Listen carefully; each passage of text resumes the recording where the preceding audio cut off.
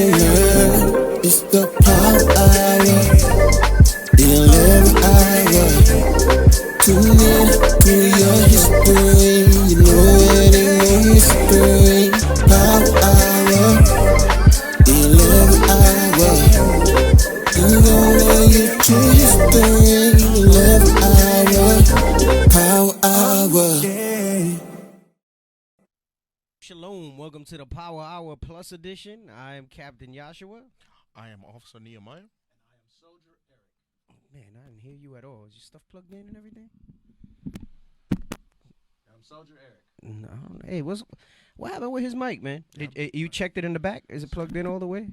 Yeah. I barely hear him too. Yeah, I barely hear you, man. We need our brother's commentary. What's going on? That's right. Okay, that's better, huh? Yeah, that's better. Yeah. Okay. What's going on there? Technology didn't like you? What the hell is this? Technology didn't like you. Good evening to the 12 tribes scattered abroad. Greetings. Yes, Greetings. So we back for another episode. I'm trying to get myself, I didn't share my links on Facebook like I wanted to. But as promised from last week, we're going to discuss the Americanism. We kind of left you with that a little bit from last week. All right. And we're going to show how Americanism is not the popular term for it. Mm-hmm. What most people know it as is patriotism. Mm-hmm. All right. And actually, I forgot to say this. Pull up the definition of ism. I like the one that dictionary.com had. All right. The definition of ism. Okay. And we'll talk about that in a moment. Okay, a new song intro. Yeah, that was fire. Yeah, that thing hot. I know. I think a lot of people really didn't catch it last week because it was new last week. But I think they're so used to hearing the regular one. Like, you know, sometimes you're like, all right, let me get my water, my soda, my coffee, whatever it is when you tune into the show at this time. Because, you know, I don't got people in other parts of the country. They just settling in at home or whatever it is. Right. They probably just like, you know, they didn't catch it. They might have thought it was part of the preview song, and then they just heard us talking. No, we got the new intro song. The new intro song. I straight up thought it was. I thought it was a part of the. You thought it was just part of the thing. Oh, you didn't know we was getting it in on the new intro. Not until last week. I watched it. And then I saw. Oh, and then you said, okay, all right.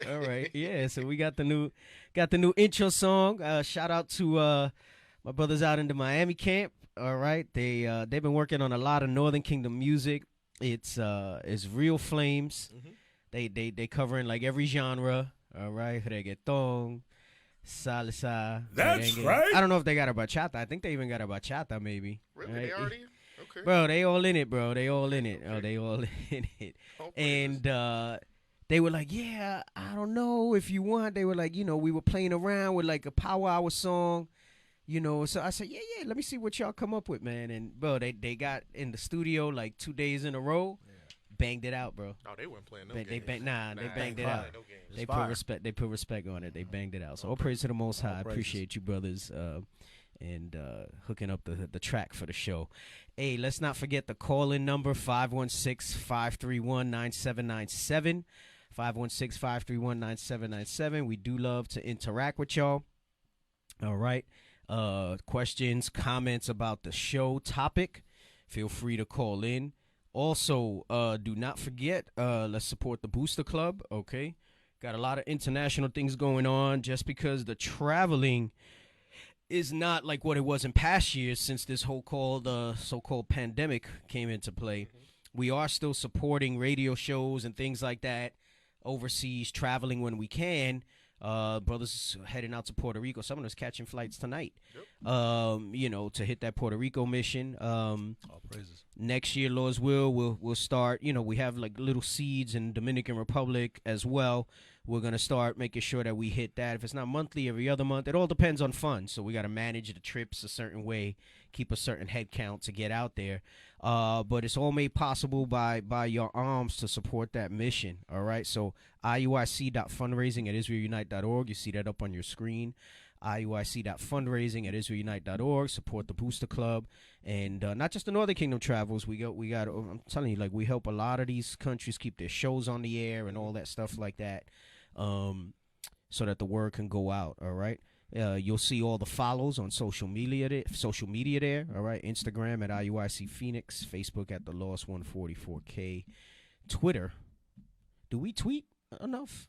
Nah, I got to talk to Ruvain, yeah, right?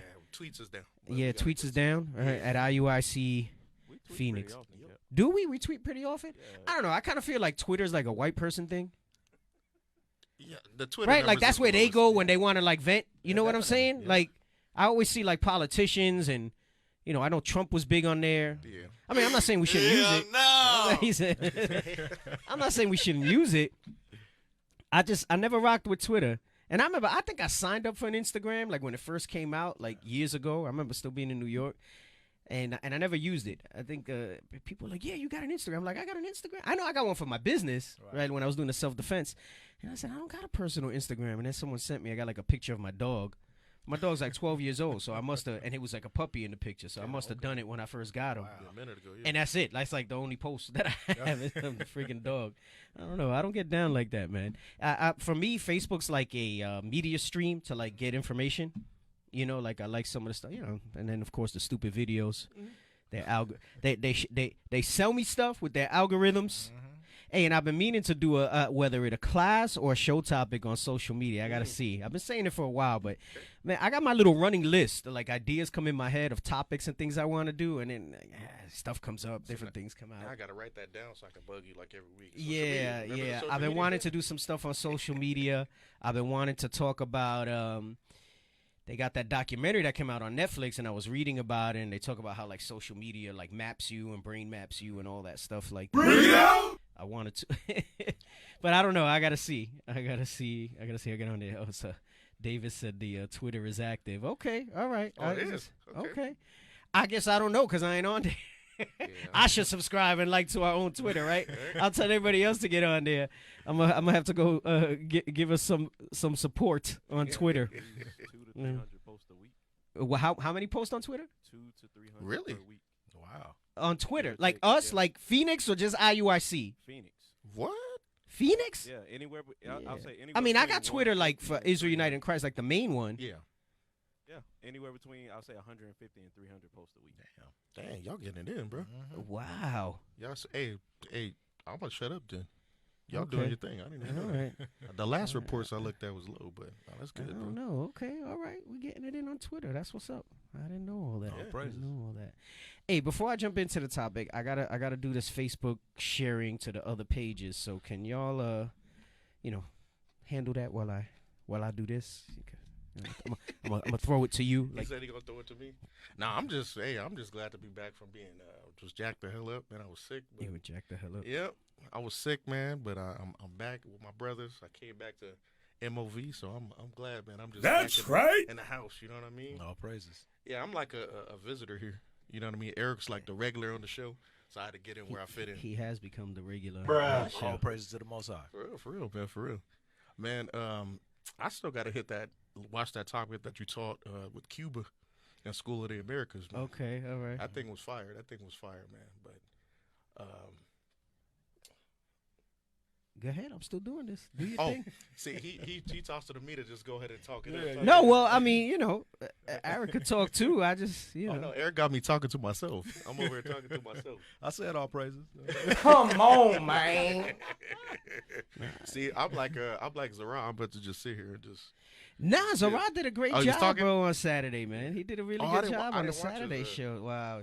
See, I'm feeling bad that I didn't support Twitter. Right.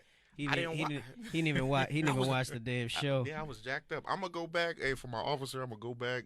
I'm gonna watch the show. I know it was your first one, so I know it was fire. So y'all, hey, tune in. Go watch that thing. Saturday. Yes, sir. He did all right. That brother kind of quiet, huh? Officer Zara. I think he just has a quiet demeanor. I wouldn't Yeah. say he's quiet. He just Okay. has a quiet demeanor. Right. Yeah, he has a quiet demeanor. Yeah, I was and there's a difference. I was asking the brother what tribe you from, man. He was like Judah. I was like, yeah, you sure, man? He said, "You sure?" Come on, man. No, but watch that thing on Saturday. We got the English Power Hour. We got the Spanish Power Hour every other week. So y'all brothers tune in, man. Tune in. Some fire stuff coming out of IUIC Phoenix. We trying to get Tucson rocking. We just did 30 days of camp. That's right. Right. Yeah, man. It was our first one. We made history. So all praise to the Most High, man. I was able to endure that thing. Talk to the people about that. What was your experience with 30 Days of Camp? While I finish setting this No, up. all praises. That's a good question or good statement you brought up there, Cap, man. It was some spirits out there, man. I definitely grew in the spirit with going to 30 Days of Camp for sure. We was around the city. Some dangerous spots we was out there. I didn't know that you could really get that much danger in Arizona. It just took going out at night to see it, right? Yeah, 'cause, like they said, we've been saying there's like a theme of the freaks come out at night, man. So, Different spirits at night. yeah, it was definitely some crazy experiences. We had some brothers out there that was, LGBTQQQ, MLMNOP brothers. RSTUV. Yeah, we had those brothers out there. So, but a lot of the spirits repented. They heard the word, so all praises that the Lord help us get the victory. Yes, sir. All praises to the Most High. All praises to the Most High. All right, I'm just getting back up in here. So like, I don't know what's going on with the internet as far as the Wi-Fi. You guys gotta let me know what the story with that is. That's slowing me down when I want to look things up. It took me longer than usual to share these posts and stuff because of that. So. Yeah. All right. Yeah, shout out to Tucson. Yeah, Tucson, we got, that's some diligent brothers down there. They make their way up here 2 to 3 hours driving every Sabbath, one way. Them and their families, they stay in the spirit. Hey, then we have that one brother, he was like taking the bus at times up here from down there and all that, right? He whipping now, though. Yeah, he got the whip now? Whipping now. Yeah, right. Yes, sir. That's that brother that professed Judah, but really looked like Gad, right? Like hard body. He looked like Black Indian Gad. Yeah, like that brother Northern Kingdom. Yeah, bro. I mean, he can't deny it. They ain't even. Oh, yeah. Yeah. You could just look at him. Yep. Damn, I know. he repping Judah. I mean, he do grow a nice fro. Yeah, he do. Yep. Yeah, he do. But nah, man, the rest of. I seen some Ephraim with some nice frows, too. Yeah, I know. Yeah, A little fro envy. Oh, my brother NK, for sure. Got a little fro envy, My thing is all wavy. So can't really do much with it. Yeah. Nah, you should have seen Cat with the Judah, the Caesar, bro. Oh, when we were in lockdown. Yeah, man. When all them barbershops and everything was closed. You was doing it yourself? Bro, my hair was woofing. I said I need a fade. So and Mariah was like, hey, Officer Issachar be cutting some hair. He pretty decent. I said, word. I said, all right, man, let me try him out. So, I had the brothers over the crib. I did a little brisket, a little mac and cheese, We was hanging out, some of the officers and whatnot. So, he gave me the fade. Yeah. Man, he gave me the ill Judah fade on the first go, man. That was his first thing. He went, like I'm looking around the room. Everybody's like, yeah, they're the only brother that did me right. He looked at me. He made this face. All of a sudden, Nehemiah looked at me. He said, look, all right, man, it's just something's off, man. He said, I don't know, man. I'm not sure. He didn't say Judah yet. Right. I said, bro, bring it up a little. Let me look. He had it real low. I said, bring it up a little higher. So he went up a little bit. He said, oh, you know what? He said, you see, before you was looking like the Judah fade. He goes, now you got the Northern Kingdom fade. I said, oh, man. I said, gosh. That was funny. Yep, I do remember that. You'll let him do it again? Yeah. He gave a good cut. He gave a good cut in a jam. Yeah, he solid. It was solid. Yeah, it wasn't bad. I mean, at that point, haven't gone like 2 months and change without a cut. Yeah, man. I was like, man, what is going on? But anyway, all right. So the topic we're talking about patriotism, which we gave a lead into the show last week called Americanism. All right, patriotism.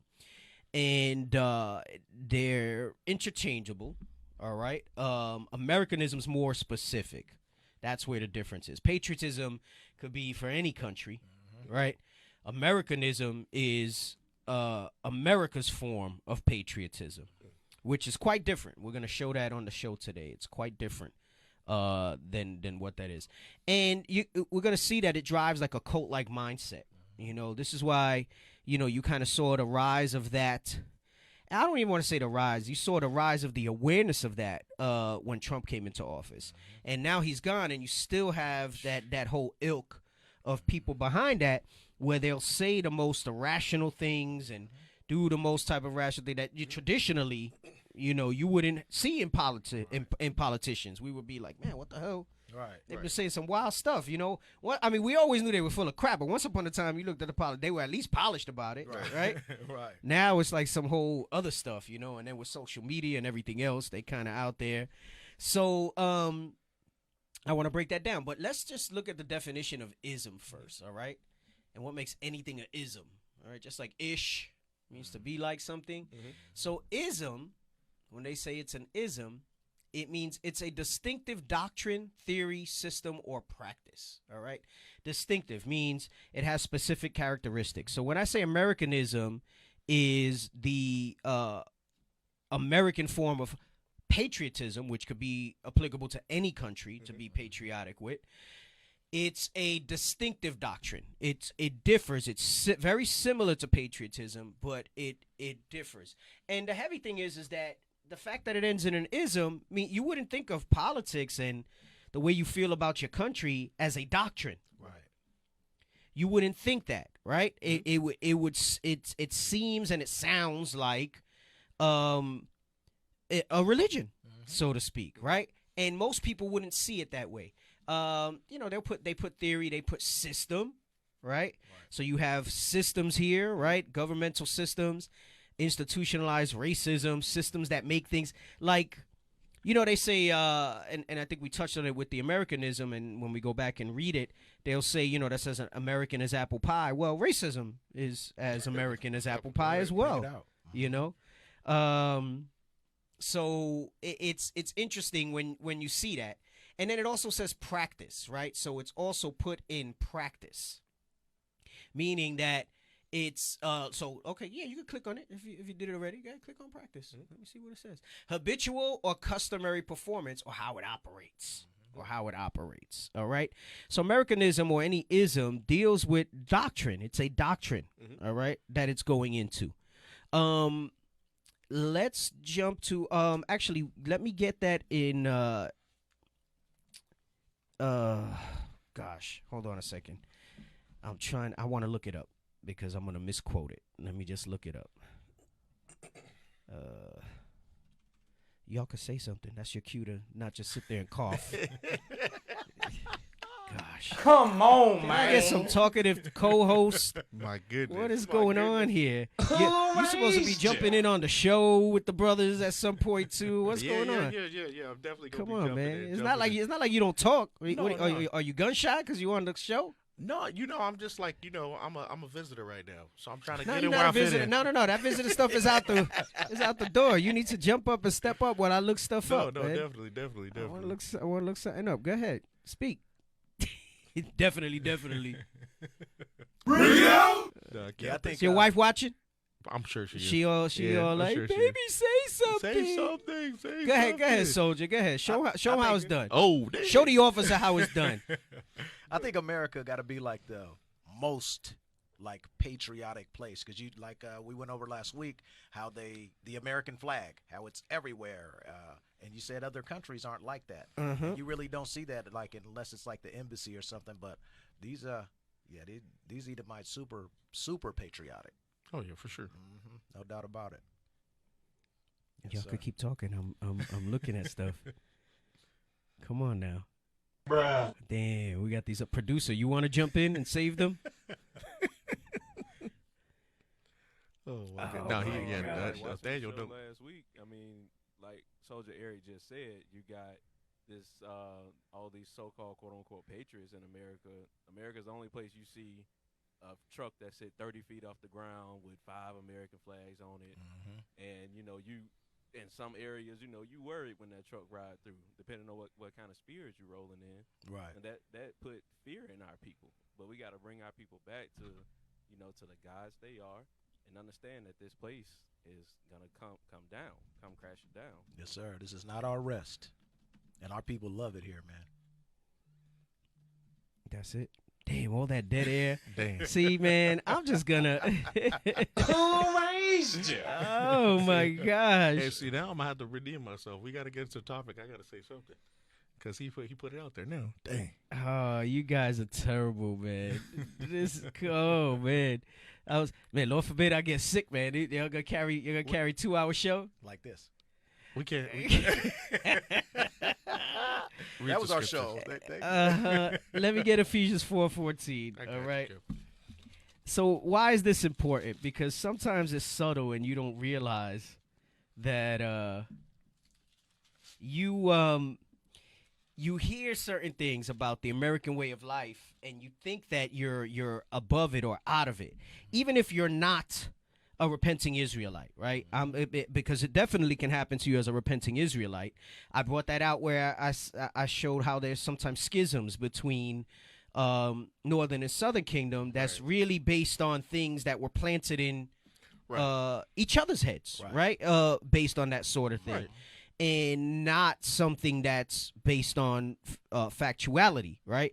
So doctrines are seducing, right? And there's a lot of scriptures on doctrines, but a lot of times we hear doctrine and we think traditional religions. We think traditional denominations and things like that. So let me get Ephesians 4 and let's start at 14.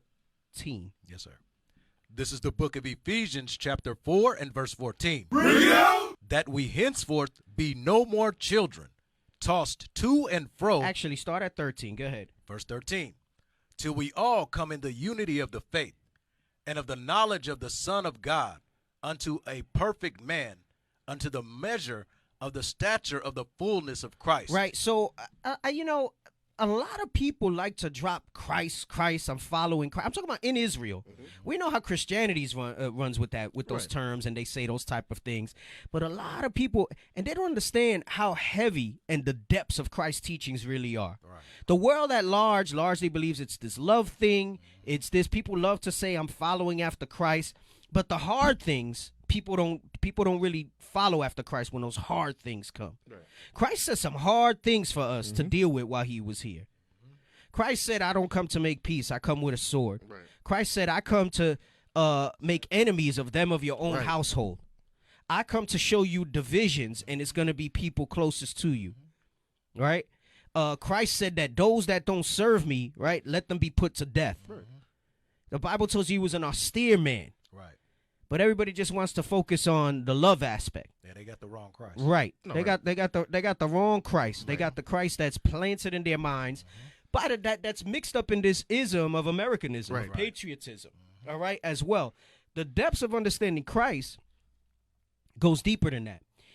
And the funny thing is it's our own stumbling blocks of these other doctrines. When I get to verse 14, I'm going to make the connection and show you the point that make it that way, because the Bible also tells you this, it's simplicity in Christ.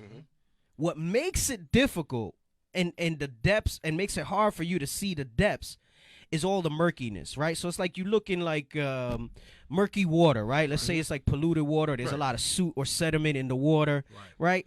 You can't see down to the depths of the bottom, right? Versus you go someplace tropical and you see this pristine beach and water's clear straight through and stuff like that. And in this scenario, that murkiness and all that debris and all that sediment is all these other doctrines, right? So this is why in verse 13, he talks about, listen, you have to make sure that we all come together in the unity of the faith, not just any unity. Right. It's the unity of the faith and understanding the depths of that faith in Christ, right? Come on. And he says, and of the knowledge. Oh, you want me to go? Okay. And of the 13, knowledge of the Son of God. And of the knowledge of the Son of God. In the unity of the faith and in the knowledge of the Son of God. Meaning letting you know that there's a specific knowledge. It's kind of like you go to dental school and then you go to a specialty, or you go to be a general doctor and then you have a specialty, right? There's the general medical knowledge, there's the general biblical knowledge that we have, and then there's the knowledge of the Son of God, right? Which has different depths. Come on.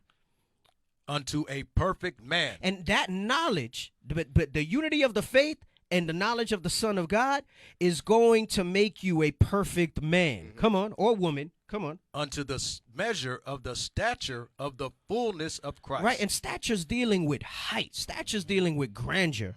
And it says there's a measure that we need to measure up to, right? And it's not your baseball players. It's not your celebrities, right? There's a measure. And it says that measure needs to be the fullness, meaning there's a fullness to it, because some people will do a partness in Christ, but not the fullness, right? And the stature of it, because it takes a certain stature to be able to stand stiffly for Christ, to be able to stand stiffly for the Son of God. Yes, sir. All right, read on. Verse 14. Uh-huh. That we henceforth. Oh, it's not. Verse It's not. 14. See if this one, see if you could pull this one to you. Yeah. And you could keep those same headphones. Just pull that one to you. Hold on. Let me get that off for you. Go ahead. We got to do some sound checks in here during the week. Is that on? That you want me to read it for you? Yeah, let's try to work on that. Producers, if you got to come in here and fix it, we need his mic working. I don't know if it's the soundboard, if something's not plugged securely. He was having issues last week too. All right, let's try to get this fixed. All right, go ahead, read this for me. Ephesians chapter 4, verse 14. That we henceforth be no more children, tossed to and fro. Right, so he says, stop being childish. A lot of times we look at when Paul talks about put away childish things, and there's levels to that too, right? You put it on the surface. He's speaking about charity specifically in that, so he's talking about, don't have that malice and all that other stuff. But he says, don't be like children. In what manner? Come on. Tossed to and fro. Tossed to and fro. Because children believe anything. My daughter came to me with something the other day. Something's real foolish about, like, I don't know, this place, they say it's like this, or something with food or something. And it was like, wow, it wasn't like a subtle, you know how like, Right. there's like gelatin and subtle things and Right. stuff that you wouldn't expect it. No, this was like some wild thing, like, yeah, it's this or whatever. Mm-hmm. And I was like, where'd you hear that? I said, did YouTube teach you that? I said, you gotta stop watching YouTube. I said, just because it's on the internet doesn't mean it's true. Right. And she was like, no, my cousin saw it on YouTube. He told me. I said, same thing. Same thing. But they'll believe almost anything. Right. You can tell them that stuff and you just go with it. They'll just run with that stuff. So he says, don't be like children tossed to and fro, right? Letting you know that, remember, the topic here is growing up. Right. He's talking about growing up into the fullness and stature of Christ. And with that, it's not this physical growing up where we think about, yeah, I'm a man, or yes, I'm a woman, and, yeah, I'm old, and all this other stuff. Come on, read. And carried about with every wind of doctrine. He says, and carried about with every wind of doctrine. All right? So he's letting you know doctrine. And when we hear that word doctrine, we automatically think Christianity. Catholicism wasn't invented at this time. Right? It's not talking about denominations. Now, the Bible is forever. That falls under those categories now. But what I'm trying to show you is that, and I've said this before on the show, that politics, and it's not just politics, but the whole construct that is America, that is the global commerce and United Nations and all that, but we're dealing with America specifically, the whole construct that is America was carefully thought out and planned. And it wasn't what they teach you in the history books about it being this. They came here, they wanted religious freedom, Right. and they wanted this, and we, the people, the Declaration of Independence, and all this other stuff like that, right? No, we hold these truths to be self-evident. And all men are created. All men are created equal, right? Meanwhile, Israel was in captivity Right. during that time period, but all men are created equal, Right. That's why the subtleties. Why we still 3/5 of a man. Right. all that, yeah. The subtleties of all that. And it says every wind of doctrine. And how does that doctrine come? Come on. By the sleight of men By the sleight of men. Come on. and cunning craftiness, Read. whereby they lie in wait to deceive. Right. So they lie in wait to deceive. Doctrine, okay, we just read it. An ism is a distinctive doctrine, theory, system, or practice. Okay. Americanism, that patriotism that is America, is a form of that doctrine, is a form of that. And it hits you in subtle ways. And if you're not set up and built up in this, like we read in verse 13, you're going to let those things seep in. And it's going to show even as you roll in this walk, even as you're rolling and trying to work on yourself in this walk. You'll be like, damn, I'm going to start telling people, wow, how American of you. That's gonna be my new line when somebody do something foolish against the scriptures. How American of you. There used to be a saying, that's a mighty white of you. Right. How American of you is that. No, for Right. real. So let's go to the Americanism piece. All right. And I know I have a lot of things up. Hold on, I'm trying to lift this up here. Okay, let me bring this front and center. And I read it as an intro last week. We're gonna spend some time on it. I still got a lot of tabs and everything. We'll see how much we get into it. All right, let's go to the Americanism. I did post it, right? Oh, let's do the definition, yeah. And then there should also be the wiki page. So Americanism, it's a characteristic feature of American English, especially as contrasted with British English. So they're saying language here. Attachment or allegiance to the traditions, interests, or ideals of the U.S. And that attachment piece is what makes it a doctrine, is what makes it this infectious thing that people, that's what I say, it's like as American as apple pie. A custom or trait that's peculiar to America, meaning very particular to America. Right. Now, racism is the world over. The Bible teaches us that. It says we're a proverb and a byword wherever the Most High will lead us among all nations. It says the political principles and practices essential to American culture, meaning it's not American culture if those things aren't set up that way. Right? So let's go to the Wikipedia. Americanism. Here we go. Americanism, also referred to as American patriotism, is a set of United States patriotic values. All right. Notice it says America. Remember, I said it's interchangeable. I'm not making stuff up. It's also referred to as American patriotism. All right. Meaning very specific to America, a distinct doctrine that many of our people are carried about with. Is a set of United States patriotic values aimed at creating a collective American identity. That goes into like baseball, apple pie, you know, I mean, whatever it is that they claim. You know, so I don't even want to say foods because nothing is really theirs, right? You know, they say burgers and hot dogs. I don't even think they take credit for any of that stuff. But it says it's aimed at creating a collective American identity. When you're talking about a collective, it means everybody's going to speak the same thing. Right. Everybody's going to be on one accord when it comes to that stuff, right? And can be defined as an articulation of the nation's rightful place in the world. So with that Americanism comes that pomp, right? That they're better than everyone else, right? The pride of their heart, like it speaks about. All right, let's read that real quick in Obadiah.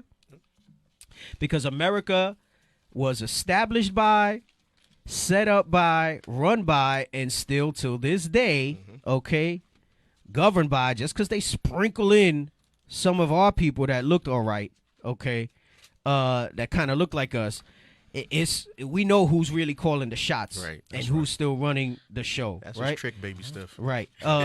Yes, exactly. You want verse 3, Cap? Start at 1, and then you could jump to verse 3. This is the book of Obadiah. Actually, read all the way down through 1 through 3. Go ahead. Verse 1. Bring it out! Actually, some Bibles have a little intro, all right? And I want you to see what it says here. Well, no, let's read in verse 1. We're fine. Just do that. Verse 1. The vision of Obadiah. Thus saith the Lord God concerning Edom. Right, so the topic of Obadiah's vision is Edom.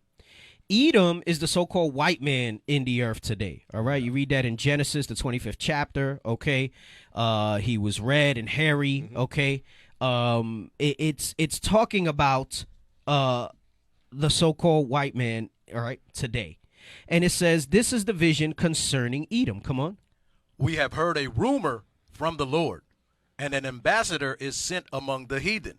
Arise ye, and let us rise up against her in battle. Right? So it says, arise ye, let us rise up against her in battle. Come on. Behold, I have made thee small among the heathen. So this is the vision that he's talking about when America starts its decline, all right? There's other scriptures that support it when it's outside the scope of what we're going to talk about today, where it goes into how basically all her allies are going to turn against her, right? They're going to be wroth. They're going to turn against America, and they're going to seek to destroy her.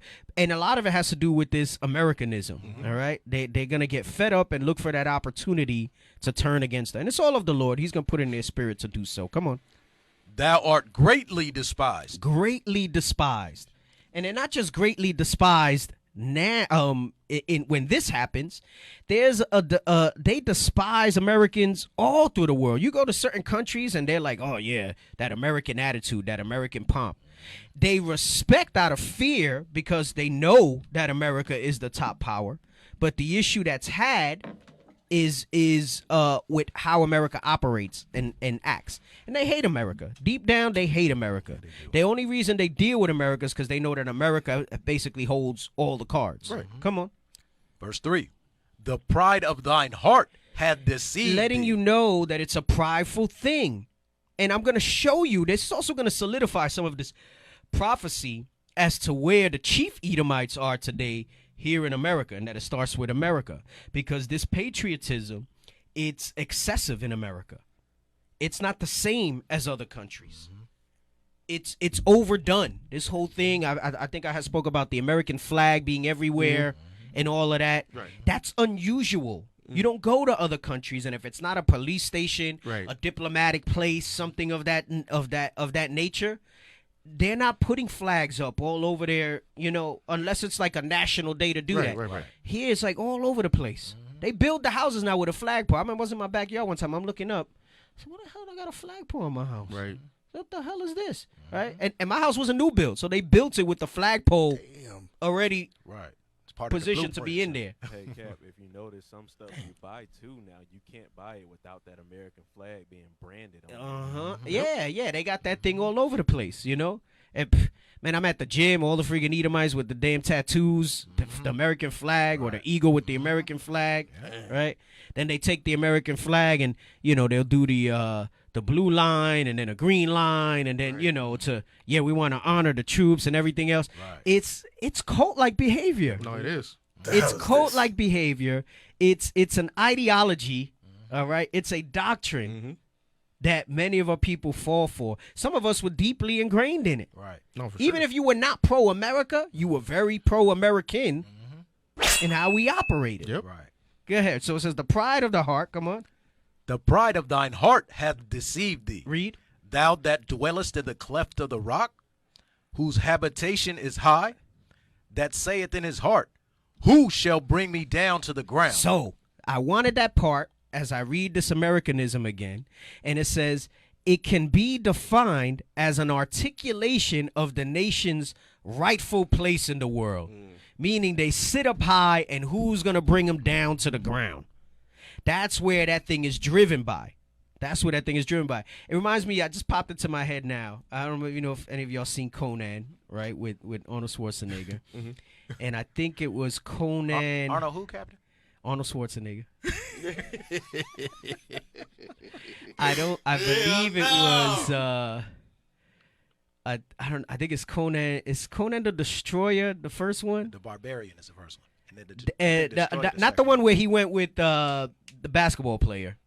Oh, okay. That one's the Barbarian. Yeah, you mean the one with Grace Jones? Yes. Okay. So when he meets the little Asian dude. Yes, that's the right. Destroyer. Okay. Him and the little Asian dude are having a discussion about whose God is greater. Right? And he's like, oh, my God, the barbarian God is this. And he said, my God sits above where your God sits or whatever. That's the same thing that happens with this ideology of Americanism. Oh, my country's greater than your country. Oh, yeah, for sure. They don't say God, but they're saying those type of things. Yeah, my God will destroy your God. Right? So on and so forth. So it's showing you the parallels that it's religious. All right? That's all I wanted on that in Obadiah. All right? So it's an articulation of the nation's rightful place in the world. It's a set of traditions. It's a political language. It's a political language which still goes into what we've been talking about on the show the past few weeks with how they can justify racism through symbolic racism and still be able to defend and say that it's not racism. It's so endemic in America, right? And then obviously it spreads to other parts of the world that they have their own language around it. It has a distinct political language and a cultural style.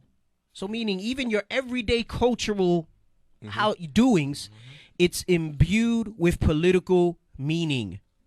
Meaning it's all related together. There's no separation of it. They talk about separation of church and state. What they're talking about is separation of denominations of churches and the state. But really, when they talk about God and country, they're really talking about the God of this country, right?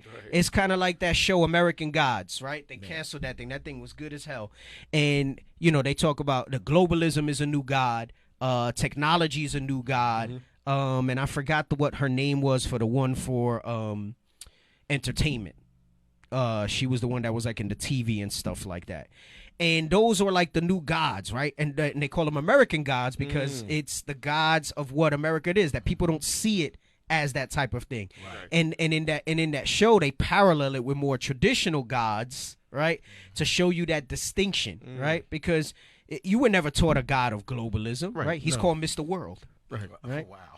You know, they're trying to, remember lately leadership's been bringing out how they want to do a one world religion, right? You know, they talk about the new world order. That thing is already here. They're just trying to bring that thing together, right? Different parallels, all right? Technology is people's gods. I mean, look at how much your screen time you burn into your face. Right. And it's not just your phone. It starts from your phone. It starts from here. This is at your bedside. You use it as your alarm. Right. Like that wasn't by accident, and it wasn't just driven by money. Right. It was set up to put these type of things in front of you, from the media machine to everything else. I think it was Miss Media. That was the other one. That was that god. In that one too. There's like a list of the names of those American gods. Yeah, check that out. Yeah, yo, American Gods is good. They canceled it after I don't know if it was 2 or 3 seasons because it was getting too heavy. Like 3 seasons, they stopped it. Yeah, it's 3 because I saw it. And then they fired this guy Orlando. What the hell's his name? Forgot his name, man. I know who you're talking about. Yeah, but it was that show got a lot of heavy little pieces that you can pull and do stuff with.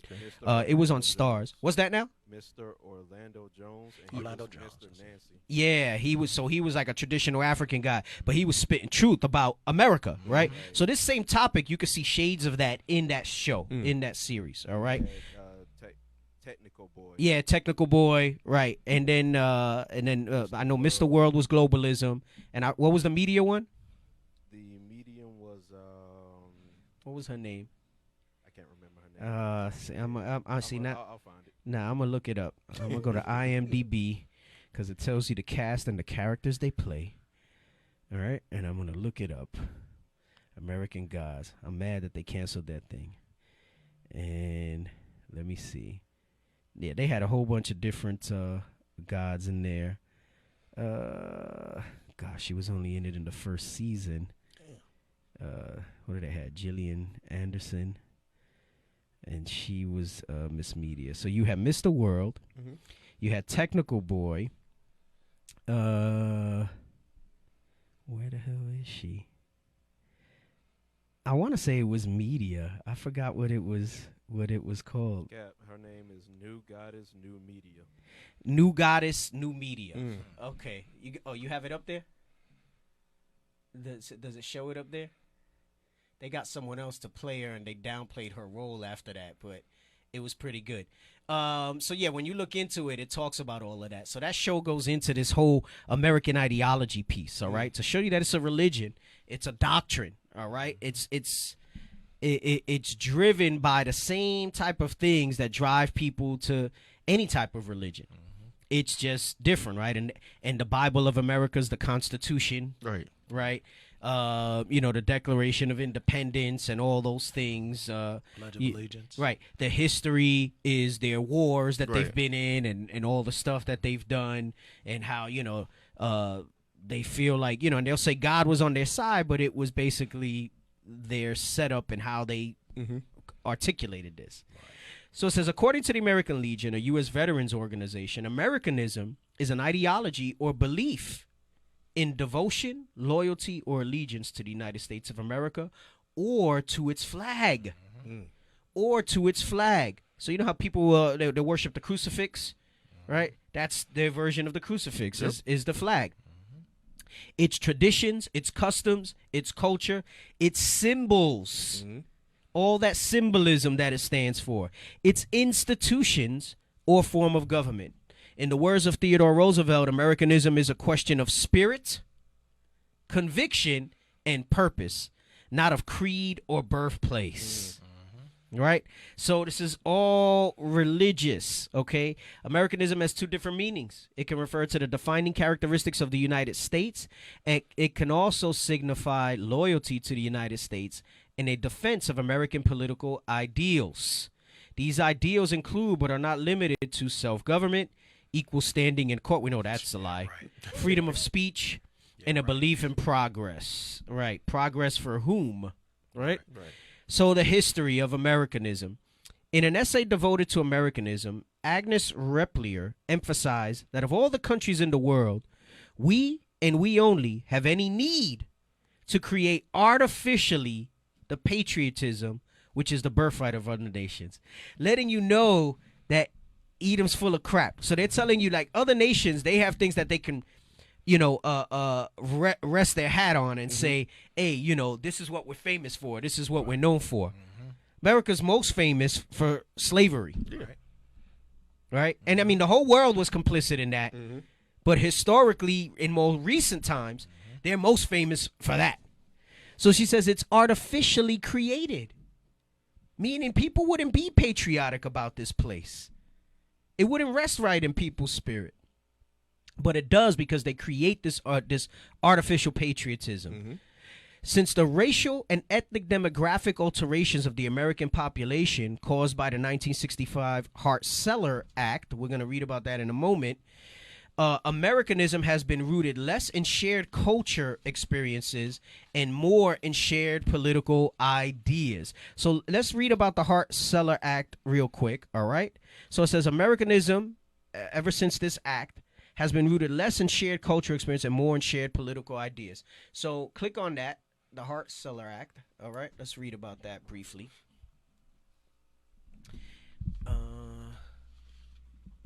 Let me just make sure this is what I want. All right. Okay. The Immigration and Nationality Act of 1965, also known as the Hart-Celler Act, and more recently as the 1965 Immigration Act, is a federal law passed by the 89th United States Congress and signed into law by President Lyndon B. Johnson. The law abolished the national origins formula. Just click on that real quick. The national origins formula was an American system of immigration quotas used from 1921 to 1965, which restricted immigration from the Eastern Hemisphere on the basis of natural origin using a mathematical formula. All right. So from 1921 to 1965, for all their thing about they don't want, Mexicans and people, they didn't want immigration. They limited it mathematically from that side of the world, right? Europe and everything, the Eastern Hemisphere, okay? They changed that with the 1965 Immigration Act, okay? You can move off of that. So it had been the basis of U.S. immigration policy since the 1920s. The act removed de facto discrimination against Southern and Eastern Europeans, Asians, as well as other Northwestern European ethnic groups from American immigration policy, all right? The national origins formula had been established in the 1920s to preserve American homogeneity by promoting immigration from Northwestern Europe. During the 1960s, all right, so remember, it says they wanted to, so in one word, they tell you that it was to prevent people from Eastern Europe and stuff coming. Basically, they manipulated immigration policies so they can get who they wanted to get over here. Right. So they allowed Northwestern Europeans to come, right? So that means they didn't want Russians, Serbians, Czechoslovakians, right? When you think of Northwestern Europeans, you're looking at Greece, Italy, right? Spain, Great Britain. Those people were welcome, right? Those people were welcome. We didn't want the other ones coming over here because they were trying to preserve their whiteness. All right? They wanted their whiteness, letting you know, even though they're all related, all right, they're trying to let you know distinctly who they wanted to come over here. During the 1960s, at the height of the civil rights movement, this approach increasingly came under attack for being racially discriminatory. All right, so basically they severed that and they did something else. So now let's go back to Americanism.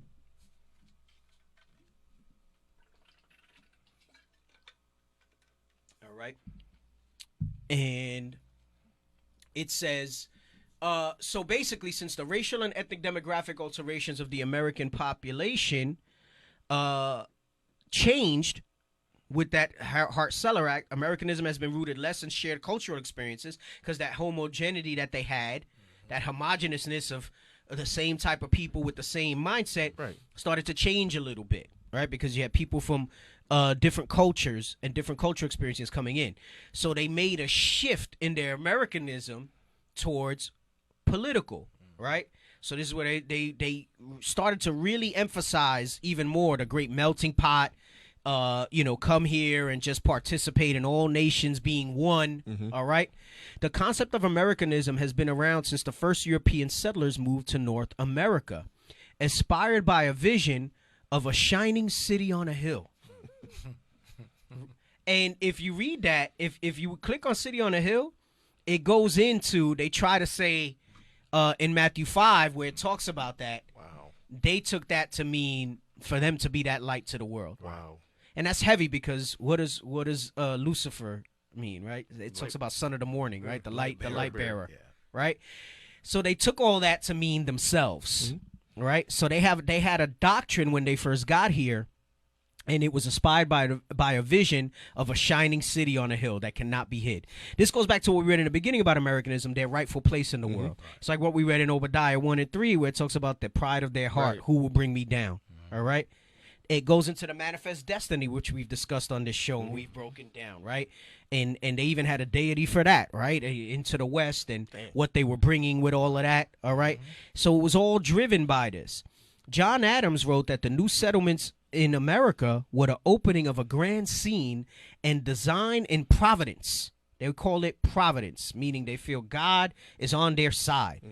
For the illumination of the ignorant and the emancipation of the Slavish part of mankind all over the earth. Slavish meaning the slaves, okay?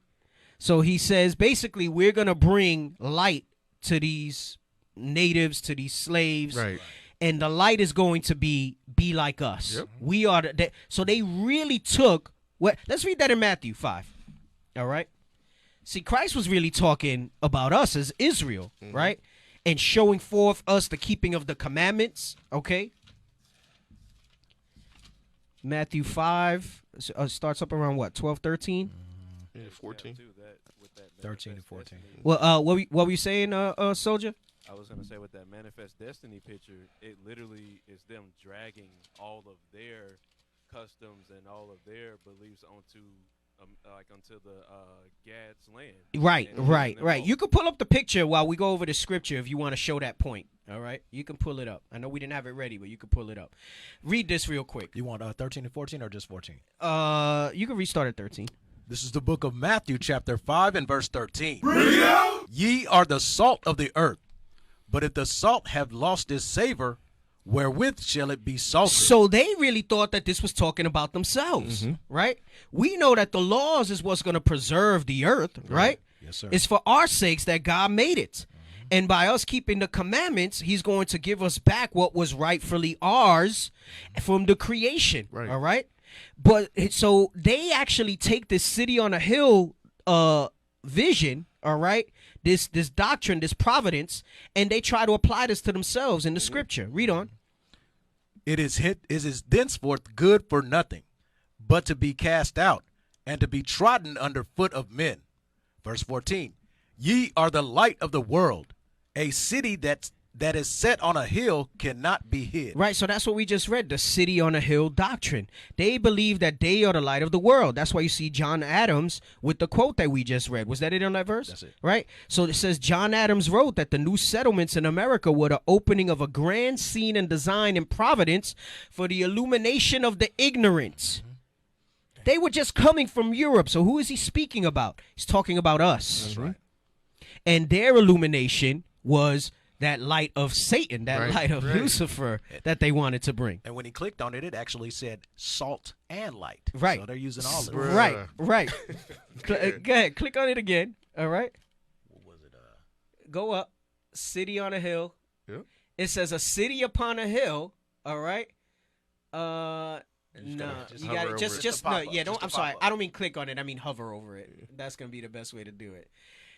Is a phrase derived from the teaching of salt and light in Jesus' Sermon on the Mount. In a modern context, it is used in United States politics to refer to America acting as a beacon of hope for the world. Statue of Liberty. Wow. So they rob from our history and our Bible to create their own religion called Americanism. And they believe that they are this. So that's why John Adams wrote, the new settlements in America were the opening of a grand scene and design in Providence for the illumination of the ignorant and the emancipation of the Slavish part of mankind all over the earth. And the emancipation wasn't from chains. He was just talking about from following the customs that we were following. Oh yeah. Right? Kill the Indian, save the man. Right. That was what they were going into. All right. Such understanding of Americanism was common thinking throughout the New World after the American Revolutionary War, with expectations that the newly independent nation would become more than what Thomas Paine called an asylum for mankind. Damn. They knew that they were going to be this place. All right. That they would be all one. This is where that doctrine started to come from about let's all be one nation. Let's all come together. All right.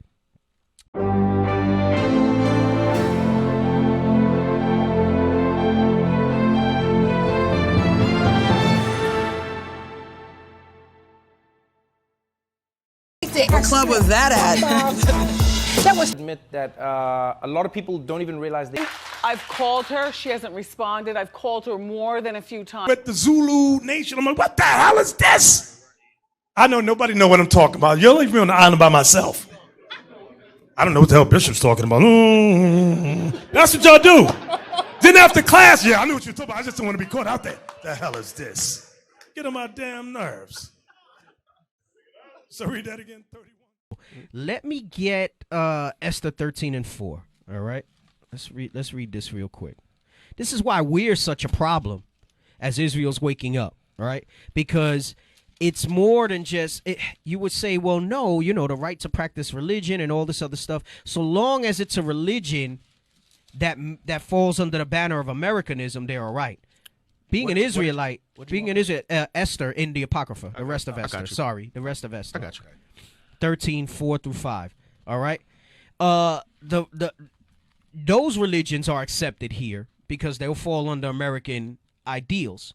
But when you profess to be an Israelite, they understand historically that it doesn't fall under that we're going to be a rebellious people. Remember, this still goes with what I've been talking about the white animus toward Latinos, and it's all Israel at large, but I say Latinos because we were those indigenous that John Adams is talking about here when he says the emancipation of the Slavish, because remember, he brought Southern Kingdom over from Western Africa and scattered parts after the fact. All right, so this is talking about the natives that were here, which were us, our forefathers. All right, so go ahead, read this. The book of Esther, chapter 13 and verse 4. Declared unto us that in all nations throughout the world there was scattered a certain malicious people. They knew who we were here. That's why he said we're the ignorant, and they want to illuminate us. They want to emancipate us. He would use those nice words, their own political language, to make it seem like they were doing us a service. But remember, you read in Lost Tribes and Promised Lands, now not all of us were off. Some of us were still here, and we knew who we were, right? And we were trying to maintain those customs, all right? Most High had other plans. We had to go through all these different things for that to happen that way. And he sent these freaking devils, all right, to execute that, all right? So it says they knew that there was a people, okay, scattered, and they called us a malicious people because we wouldn't stand for this Americanism, this American ideal. Come on. That had laws contrary to all nations. So that's how they frame you up. No, your laws are contrary to all nations, right? Come on. And continually despise the commandments of kings. Come on. So as the uniting of our kingdoms honorably intended by us cannot go forward. You will prevent us from being that city on a hill. And they understood that they couldn't literally wipe us. Though they tried, they could not wipe us off the face of the earth. Bring it out. They're like, damn. We kill him, and we kill him, and we kill him, and we kill him, and it's not working. They said, all right, so now we need to oppress them and not let them go. Right. And it's not just in chains and shackles, all right, but we need to do this from the perspective of changing their mind. Let's illuminate the ignorant. Cap, can I say something real quick? Go ahead. Real quick. At my job, when I first came into this walk, I remember when I first came in, like first couple months, I was like, I'm not keeping Christmas. I started to say what days I was keeping. Because, before, you ignorantly say things, right? So they like really making me feel bad, like that I don't celebrate Christmas, that I don't keep, like literally. So that it just made me think of that. Like when you read this, it's like, yo, bro, you're seen as an oddball. Yeah. You're seen as an oddball. I remember I went to get my hair cut. My barber was like, "Oh, how was your Thanksgiving?" I said, "I don't celebrate that." Right. Yeah. Oh, What? yeah. Didn't ask why not or anything like that, but they just found it to be like the strangest thing. No, but the lady was just like on my head the whole day, though, Cap. Like, you really don't? You're gonna do that to your kids? Like, well, no, that my mom was holding on to stuff like that. Right. And they'll tell you, "Oh, Halloween's for the kids, Christmas is for the kids." Come on, man. I'm trying to tell you, when you was reading this, I'm like, yo, that's that little subtle way that they bring that Americanism. Bro. Yeah, man, that's how it comes out. That's how it comes out. No, for real. Right. So go ahead, go back to Esther. Read 13 and 4 again. The book of Esther, chapter 13, verse 4, declared unto us that in all nations throughout the world there was scattered a certain malicious people. So they knew, historically they knew about the Israelites in this way. This is why they always try to come at us, because when they try to execute these ideals, but the Most High had it set for a specific time. So it wasn't until what they accomplished here in America, what they now call America, took hold, that it was established. Right. That final vision was established for the last days, right? This is why, the apostles thought it was going to be during Roman times based on prophecy. And Christ was telling them, no, not yet, right? It's not yet. It's for a time appointed, okay? And historically, you look at that, they knew that there was a set time when it would then start to be the decline. Right. That popped off when America got established, okay? And that's when it was like, okay, now this part of the vision is fulfilled here. Because the rest of the tribes had to go into all those curses again. They had to go into Egypt again, right? In captivity again. So it wasn't for that time. It had to be set up and come and happen this way, all right? Read on. That had laws contrary to all nations. And you know where our laws come from. Right. So what they mean is the Bible is contrary to all nations. That's really what they're telling you. This Holy Bible is contrary to all nations. But Esau, in their craftiness and divisiveness, along with the other nations, said, hey, you know what? Every time we try to destroy this thing, it pops back up. God's preserving this thing for them. Instead of destruction, right? And then, because it creates the question of why destroy it, let's actually put it right in front of their face, right? But in order for them not to see it, we have to shine a light in their face. Because, sometimes you think to be illuminated, that's a clever play on words when John Adams says that. We know the illumination that God talks about is us waking up from the deep sleep that we're in, right? Remembering who the Israelites are, who our enemies are, applying these laws, statutes, and commandments in the faith of Christ, right? But you ever notice, right? Police or like you see tactical things, they shine a light. Why do you think there's a light on the front of your gun? Is it for you to see better to shoot? I'm trying to blind you. You try to blind the person that's in front of you, right? They're here, right? Yeah. So it not only does it basically illumination depends on which side of the light you're standing on. Right. Like when the cops pull you over, they flash Right. something right on Right. your mirror so Right. you can't look at it. Yeah, and I'm going to say that again because we're going to take illumination now into illumination in the mind. It depends on which side of the light you're on. Right. Hey, Cap. Are you the one shining the light? Right. Or are you the one getting the light shined in your face? Right? Go ahead, soldier. I was gonna say too, with the whole cop thing, when they have those big light bars on the front of their car now, so you can't even see them as they walking up to you. Nope. Damn. Right. Nope. They ain't even gotta put You flash can't lights see in there nothing, no more. right? That's all tactics and stuff like that. So when he says illumination of the ignorant, he's talking about let's shine the light of our doctrine, of our stuff on them, because we know that this Bible is contrary to what our ultimate agenda is, which is to maintain our rulership, which is to subdue them and keep them down and take our rightful place in the world. Who can bring me down? The pride of their heart have deceived them. All right, read on. And continually despise the commandment of kings, so as the uniting of our kingdoms honorably intended by us cannot go forward. Read on. Seeing then we understand that this people alone is continually in opposition unto all men. It says this people alone. Of all the peoples on the face of the earth, we can subdue and overcome all of them. He says, but this people alone are continually in opposition unto all men. Come on. Differing in the strange manner of their laws, and evil affected to our state. Just by the keeping of our laws puts evil on their state. Because now, remember, it says it depends on which side of the light you're on. Right. So now we're shining a light back, right? And as we shine that light back, we're blinding them and we're trying to pull people to our side of the line, right? So, hey, let me show you what you can't see, right? Let me show you what you're not able to see as they shine this doctrine in your face. All right, come on, read. Working all the mischief they can, So they call what we do mischievous. Come on. that our kingdom may not be firmly established. Right, and that's that city on a hill doctrine that we just read about. It says that our kingdom may not be firmly established. He says, this is the opening of a grand scene and design in providence for the illumination of the ignorant and the emancipation of the slavish part of mankind all over the earth. That whole line is code speak. Yep. Yeah, it is. That whole line is code speak. So let's jump down to the next part. During the antebellum period, throughout the 1830s, 1840s, and 1850s, Americanism acquired a restrictive political meaning due to nativist moral panics. All right? So just click on nativist real quick. It says the No Natives were a nativist political party and movement in the United States in the mid-1850s. The party was officially known as the Native American Party prior to 1855 and simply as the American Party thereafter. You see those guys in the movie Gangs of New York. When Daniel Day-Lewis played, was a hell of an Edomite actor. I got to give props to Daniel Day. Boy, that He played that role good, too. man. Well, you know, it fit right in with that freaking right. wickedness. Hell of a freaking actor. He need to be entertainment in the kingdom, Lord. You know, we're gonna put on shows. We need to see some of that.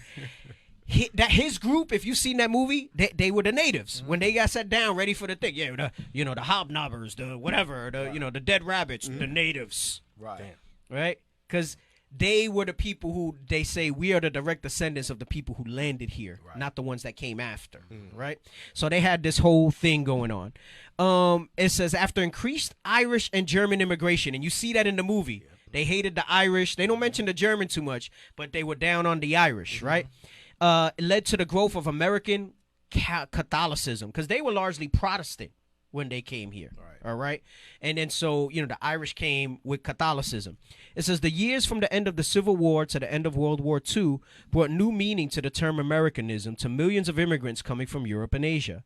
Those were times of great economic growth and industrialization, and thus brought forth the American scene consisting of industrial democracy. And the thinking that the people are the government in America. Thinking that they are, but they're not. Since then, the success of the American nation has brought tremendous power to the notion of Americanism. So it was the wealth, it was them booming in economy to become the world's largest economy, all those events, them inventing and dropping the atomic bomb before anybody else, that solidified their place in the world as these are gods. These are gods. Everybody wants to come here. Going to the moon first. Going to the moon first. All that stuff. All right. So it says, according to Wendy L. Wall in her 2008 book, Inventing the American Way, the politics and consensus from the New Deal to the Civil Rights Movement, Americanism was presented by a national propaganda campaign to contrast with communism, xenophobia, and fascism. Listen to what that's saying. They had the construct of Americanism, but they kept it amongst the elite. They didn't call it that. In reaction to communism, this is where the American patriotism comes from. This is where this fervent, flag-loving, excess, arrogant thing that America is known for in the earth, all right, came from. It was a politically driven thing to combat communism because they said, damn, communism might sound appealing to some people. We can't just tell them communism is bad. We got to make people rally behind that, right? Xenophobia, all right? Anti-Chinese sentiment they're talking about. And fascism, right? Far-right authoritarian ultra-nationalism. At the time, that's where they're headed now. Americanism has basically warped into all of that in some regard. So it says, during the Cold War, with the benefits of Americanism being promoted through the ideals of freedom and democracy. Some organizations have embraced Americanism but have taken its ideals further. For example, the Ku Klux Klan believes that Americanism includes aspects of race, purity of white American and of American Protestantism. White all right? power. Right. Yep. So they're saying no, Americanism deals with that. But it does. It does. Yes, We sir. just read that when you read Esther. It does. It does. But to the masses, they're like, no, we're not. But it does. So it says, Professor of Political Science at Clemson University, C. Bradley Thomas, stated that the meaning of Americanism today, however, is very different. To the extent that the term is even still used, its meaning has been hijacked by both the left and the right. The left most often identifies Americanism with multiculturalism, relativism, environmentalism, regulation, and welfareism. In other words, with progressivism. And remember, ism makes it a religion. Right. So you have doctrine and all these things that they have here. And this is why the scripture, when we read that in Ephesians 4, when it says don't be carried about, right, with every wind of doctrine, it's because all these things might sound good to you on some level, and because they're spiritually driven, right, not real spiritualism, but as far as it being a doctrine type of thing, it's easy and people start to run into it. That's why this should give you an inkling into the understanding of why some of our people are so wrapped up, and it's so hard for them to embrace this. And that's why I said the stumbling blocks that are put in our mind in the simplicity of this is easy to follow. It is. This is easy to keep. Only time it becomes problematic is when they come against us. But as far as an individual, it's easy. Multiculturalism, that's not easy. Relativism, environmentalism, regulation, welfareism, none of that stuff is easy. None of them isms are easy to or simple to follow. They're complicated. They're confusion. This is easy to follow, this Bible, these commandments. It's easy to understand. It's easy to understand. It's one people that he chose. It's one people that them laws are for. So they have to fill a void, fill a gap, and try to put something in there. The right typically identifies Americanism with Christianity, school prayer, tradition, family values, and community standards. In other words, with social conservatism. None of these values are, however, uniquely American. In fact, in one form or another, they all have distinctly European provenance that is set in direct opposition to the native meaning of Americanism. You were going to bring something else? Oh, no, sir. You sure? Yeah. Okay, I saw you digging. Don't be nervous now. Don't be nervous. No, that's good. Right. So really what you wind up having here, all right, let's go to the one that it says Stadolatry. I had to look up how to pronounce that. I don't think I ever heard that word. Stadolatry. All right. So what you really wind up getting here, all right, Americanism is a form of idolatry, but it combines the state. So they call it Stadolatry, which combines idolatry with the state. It first appeared in Giovanni Gentile's Doctrine of Fascism, published in 1931 under Mussolini's name. It was also mentioned in Gramsci's prison notebooks. It gives you some years, right? Scroll down. The term was used and popularized by Ludwig von Mises in his 1944 work, Omnipotent Government. Mises defines Stadolatry as being literally worship of the state, analogous to idolatry. That's what Americanism is. That's what all those things are. That's what Americanism falls under. Stadolatry asserts that the glorification and aggrandizement of state or nation is the object of all legitimate human aspiration at the expense of all else, including personal welfare and independent thought. And, sometimes you wonder, it's like, damn, how can these people so blindly follow these politicians and all this other stuff? And I don't care what's the lie, because both sides are freaking moronic. Right. And it says that it creates this legitimate human aspiration at the expense of all else, including personal welfare and independent thought. Expansion of the power and influence of one state is to be achieved, if necessary, through aggressive war and colonial adventures. Colonial is just a nice way to say imperialism. All right? The United States falls perfectly under this. Oh, for sure. All right? It far exceeds the patriotism of those who recognize the rights of people other than themselves to self-determination, and might best be described as super patriotism or chauvinism. All right? So it's letting you know that that it's idolatry. Let's get the definition. It might be stateolatry. Yeah. Stadolatry. Is it That's how Stadolatry. you pronounce it? No, Stadolatry. Stadolatry. It says it on the. It should be there from the links. It's Webster. It was because I clicked on it from Telegram. It's to the right a little bit. Yeah, right there. Yep. No, that's the Wikipedia one. Oh, okay. It should be Merriam-Webster. Oh. It's all right. You probably missed the link. It was in the Telegram. Just click on it, like type it in. Stadolatry. Man, that scripture come to mind about they set themselves up as God, bro. That thing come to mind right there.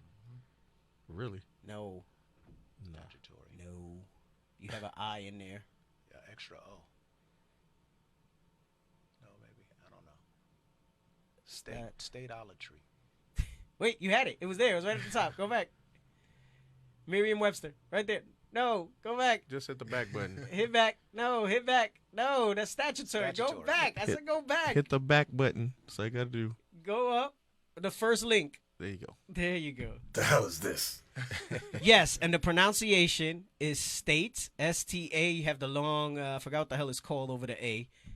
So you say states, not stats. Yeah, long Alatry. Stadolatry.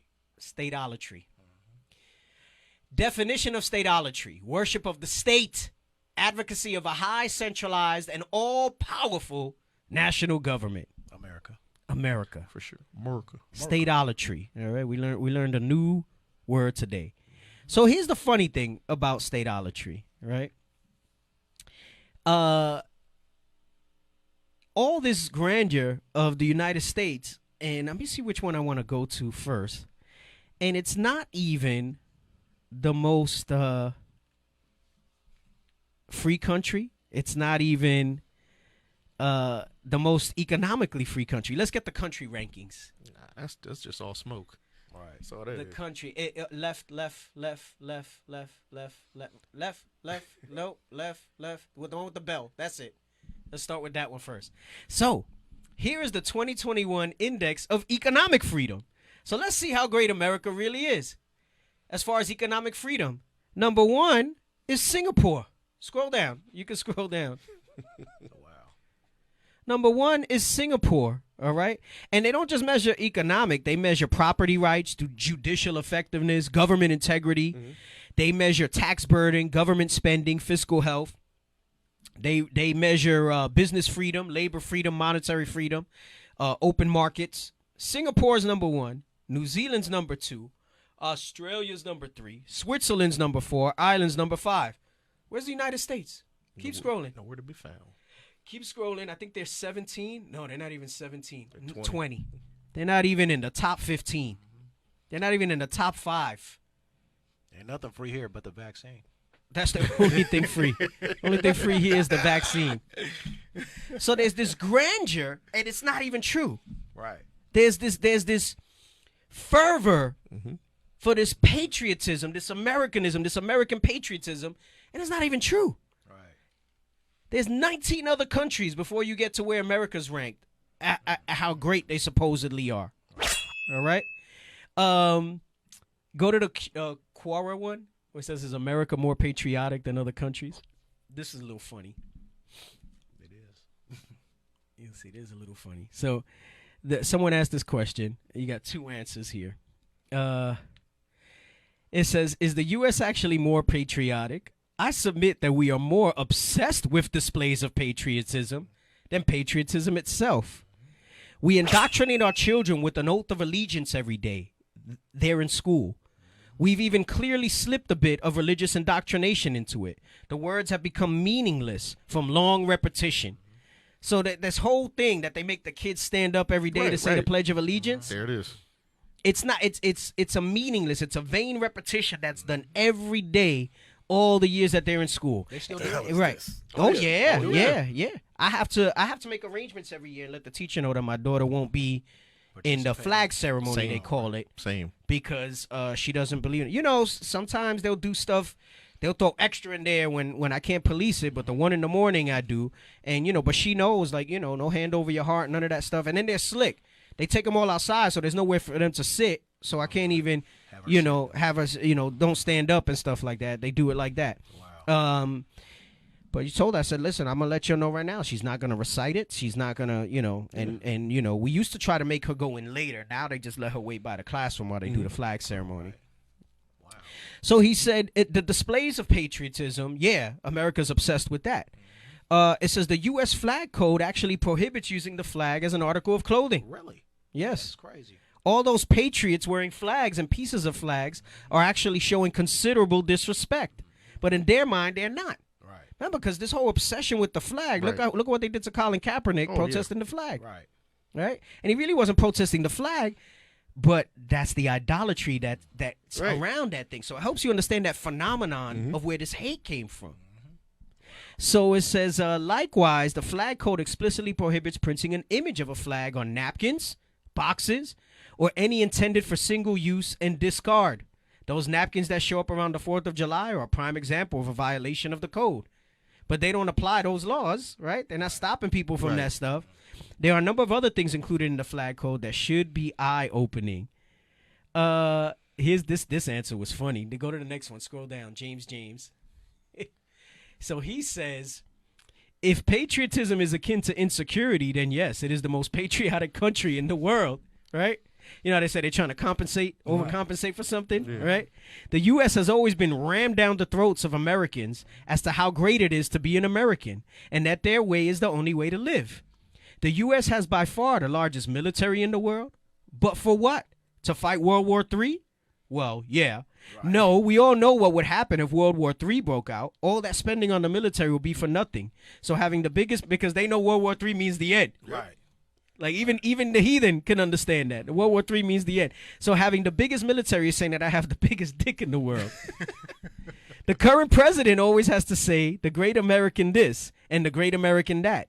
It's all a pretense to keep the populace on side and to remind them that they are great. The worship of the Star-Spangled Banner is just over-the-top insecurity. It's just a piece of dyed cloth. The religious fervor that is abound in the U.S. is another of their insecurities, that God is on their side and that evolution is the devil's theory, except it's the devil that's really the God that's on their side. They are allowed to love their country. Most people do, but do not keep reminding yourselves as it becomes a bit hollow for the rest of us. In other words, when you are bleating on about how big and best, how much you love the USA, get a room. Right. So I found that real interesting. So let's see. There was another freedom index that I had. Look for freedom. It'll say freedom index by country. I didn't even know they had indexes for this. Is it mine doesn't have a logo on it, so I don't know which one it is. Nope. Go over. Is it one of those to the right? Nope. It was in the Telegram. I told you all those links. Issachar even went even further and told you which links to pull up. Let me post it again. Yeah, so all that that red, white, and blue that our people wear on 4th of July, that's illegal. That's crazy, man. Yeah. That's wild. Yep. You'd never know that unless you read it somewhere. Yeah, that stuff is illegal. Yep, unless you read it somewhere, you never know that. Maybe you need to refresh. I posted it in Power Hour. You got it? Okay, there we go. So, freedom index by country. Scroll down. They have them highlighted, human freedom index. So it says, what is human freedom? No, that's the patriotism one. That's not it. You're on the wrong one. Come on, man. You're on the most patriotic countries.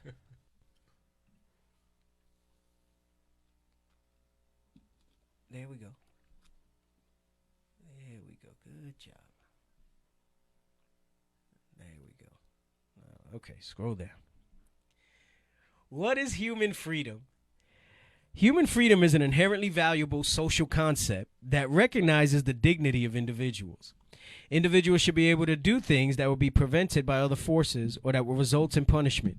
Human freedom plays a huge role in human progress. The Human Freedom Index presents the state of human freedom of 162 countries around the world based on a broad measure that encompasses economic, civil, and personal freedom. The Human Freedom Index is co-published by the Cato Institute, the Fraser Institute, and the Liberales Institute at the Frederick Naumann Foundation for Freedom. The report is the most comprehensive freedom index created, using 76 indicators of freedom to measure the freedom of 162 countries, using the most recent year for which sufficient data are available. Some of the indicators used are rule of law, security and safety, identity and relationships, size of government, legal system and property rights, access to sound money, freedom to trade internationally, expression and information, religion, movement, association, assembly, and civil society. Jump down. The 10 countries, the top 10 of the freest countries in the world, right? Because The land of the free. I live right? I live not too far from where they do like Air Force overflights and stuff like that, right? And everybody, you know, sometimes some people complain about the jets, and they're like, "I love it. It's the sound of freedom." I look in the groups, they're like, "I love it. It's the sound of freedom." I had a guy at my house doing something. He said he heard the jets. He goes, "I love it, man. It's the sound of freedom." Wow. Hey. Hey, don't you got a bunch of sonic booms out there? Yeah, I mean, I don't really notice it, man. I'd be so focused, but I guess some people do, right? And the United States is not even in the top 10. Wow. In this index, New Zealand's number 1, Switzerland 2, Hong Kong's 3, Canada, Australia, Denmark, Luxembourg, Finland, Germany, and Ireland, right? The 10 countries with the lowest, they have Syria, Venezuela, Yemen, Sudan, Iraq, Egypt, Libya, Algeria, Iran, and Ethiopia, right? Based on the rankings that they have. All right. I'm basically trying to show you like the Americanism is not founded on anything. Like it's all BS. Okay. Go to the most patriotic countries, the other one you had. And let's deal with this patriotism.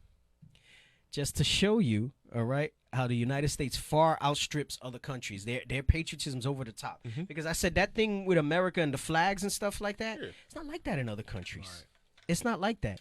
And largely, those free countries, for the most part, are not even in the top 10 list. I think maybe 1 or 2 of them are. Patriotism is the devotion to vigorous support for and or feeling of pride for one's countries. All right. So, what country is the most patriotic? United States. So it doesn't rank in the top 10, top 15, or nothing as far as freedom or anything else, right? But they the most patriotic. Patriotic. India's right behind it, but it's still, remember, Americanism is its own distinct style. You have Australia behind it, then you have the United Arab Emirates, right? And then it kind of jumps down, down, down as you go through it, right?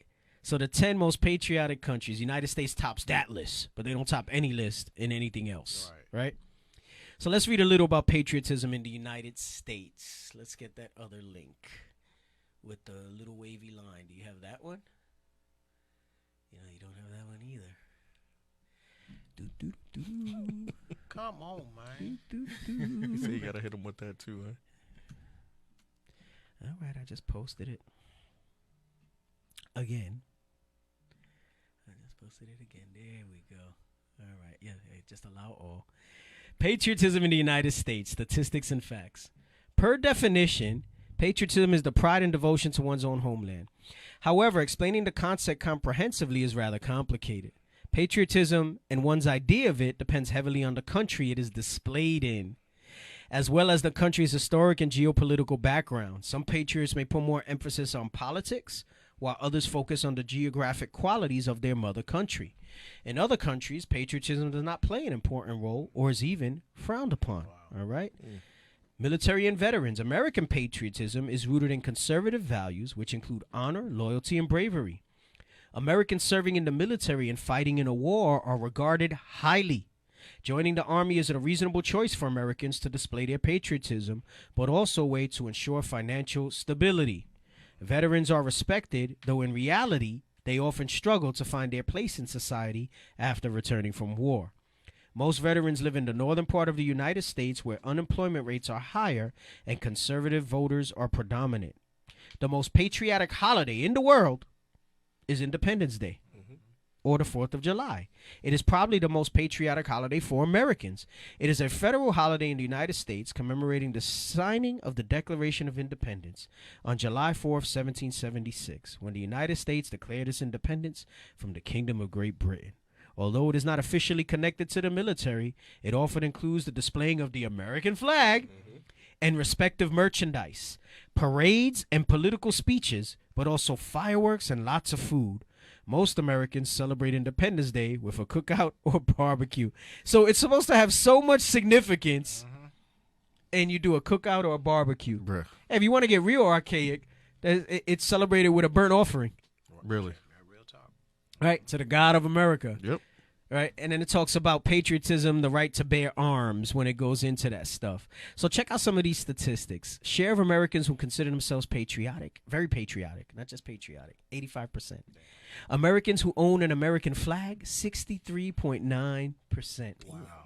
Americans who are extremely proud to be an American, 43%. All right. So there's a lot of other like fun statistics on here. I'm not going to jump into those today, but that you have to understand where that whole democracy and stuff comes from, right? So before we get to that, actually, no. Let me see what I want. I want to go to Acts, and then I had the one for Athens, all right? Because I think it says something in regards to that. I want us to understand Athens. And then let me see what I want here. Y'all can say something while I look for that. It shouldn't take y'all too long to get to where y'all should just be able to jump on it. Hold on, let me see where I want to start. No, that thing is just crazy, man. How they do that little thing in subtle ways, man. It just hit my spirit. Like, bro, they literally do that to your kids. Yep. Do the thing with the flag. Oh, you're ostracized or whatever. Right. If you don't set a pledge of allegiance, you're the one that has to stand outside like Captain was bringing out his daughter. Right. That ain't crazy, man. The serpent is the most bro. subtle beast of the field. Yeah, man. That's why people, I gotta be a part of this. Right. Otherwise, I'm not included with the crowd or whatever. That's what's wrong with our people, man. We wanna fit in. No, that's why the scriptures say we seek a country, bro. When we talking about the keeping of the commandments, literally, it's talking about going all the way away from this thing, bro. All right. So watch. Let me show you the connection with idolatry to America, but how it starts in Athens. So first, let's read about Athens. All right. Let's read a little bit about Athens. Okay. That I have here. All right. Hold on. Let me pull it up. So what's it? My Independence Day is Passover. Right, that's a good one. That's right. No, it's true. It's true. Hey, feast of dedications like Independence Day for us. Same type of thing. Yeah. All right. All right. So Athens. So Athens is in Greece, right? And it says it's the capital and largest city of Greece. Athens dominates the Attica region and is one of the world's oldest city, with its recorded history spanning over 3,400 years, and its earlier human presence starting somewhere between the 11th and 7th millennium BC. Classical Athens, right? So biblical Athens was a powerful city-state. It was a center for the arts, learning, and philosophy, and the home of Plato's Academy and Aristotle's Lyceum. It is widely referred to as the cradle of Western civilization and the birthplace of democracy, largely because of its cultural and political impact on the European continent, particularly ancient Rome. We read about that in the scriptures, right? And this is when you talk about that Greco-Roman, right? So Rome picked up, it's a continuation of Greece, picked up a lot of their influence, all right? We don't need what it means in modern times. I only wanted that part. They call it the cradle of Western civilization, all right? And the birthplace of democracy, all right? We read that when you read the scriptures. Let's get that in Maccabees, all right? First Maccabees 8. Yes. Let's get that in Maccabees. First Maccabees.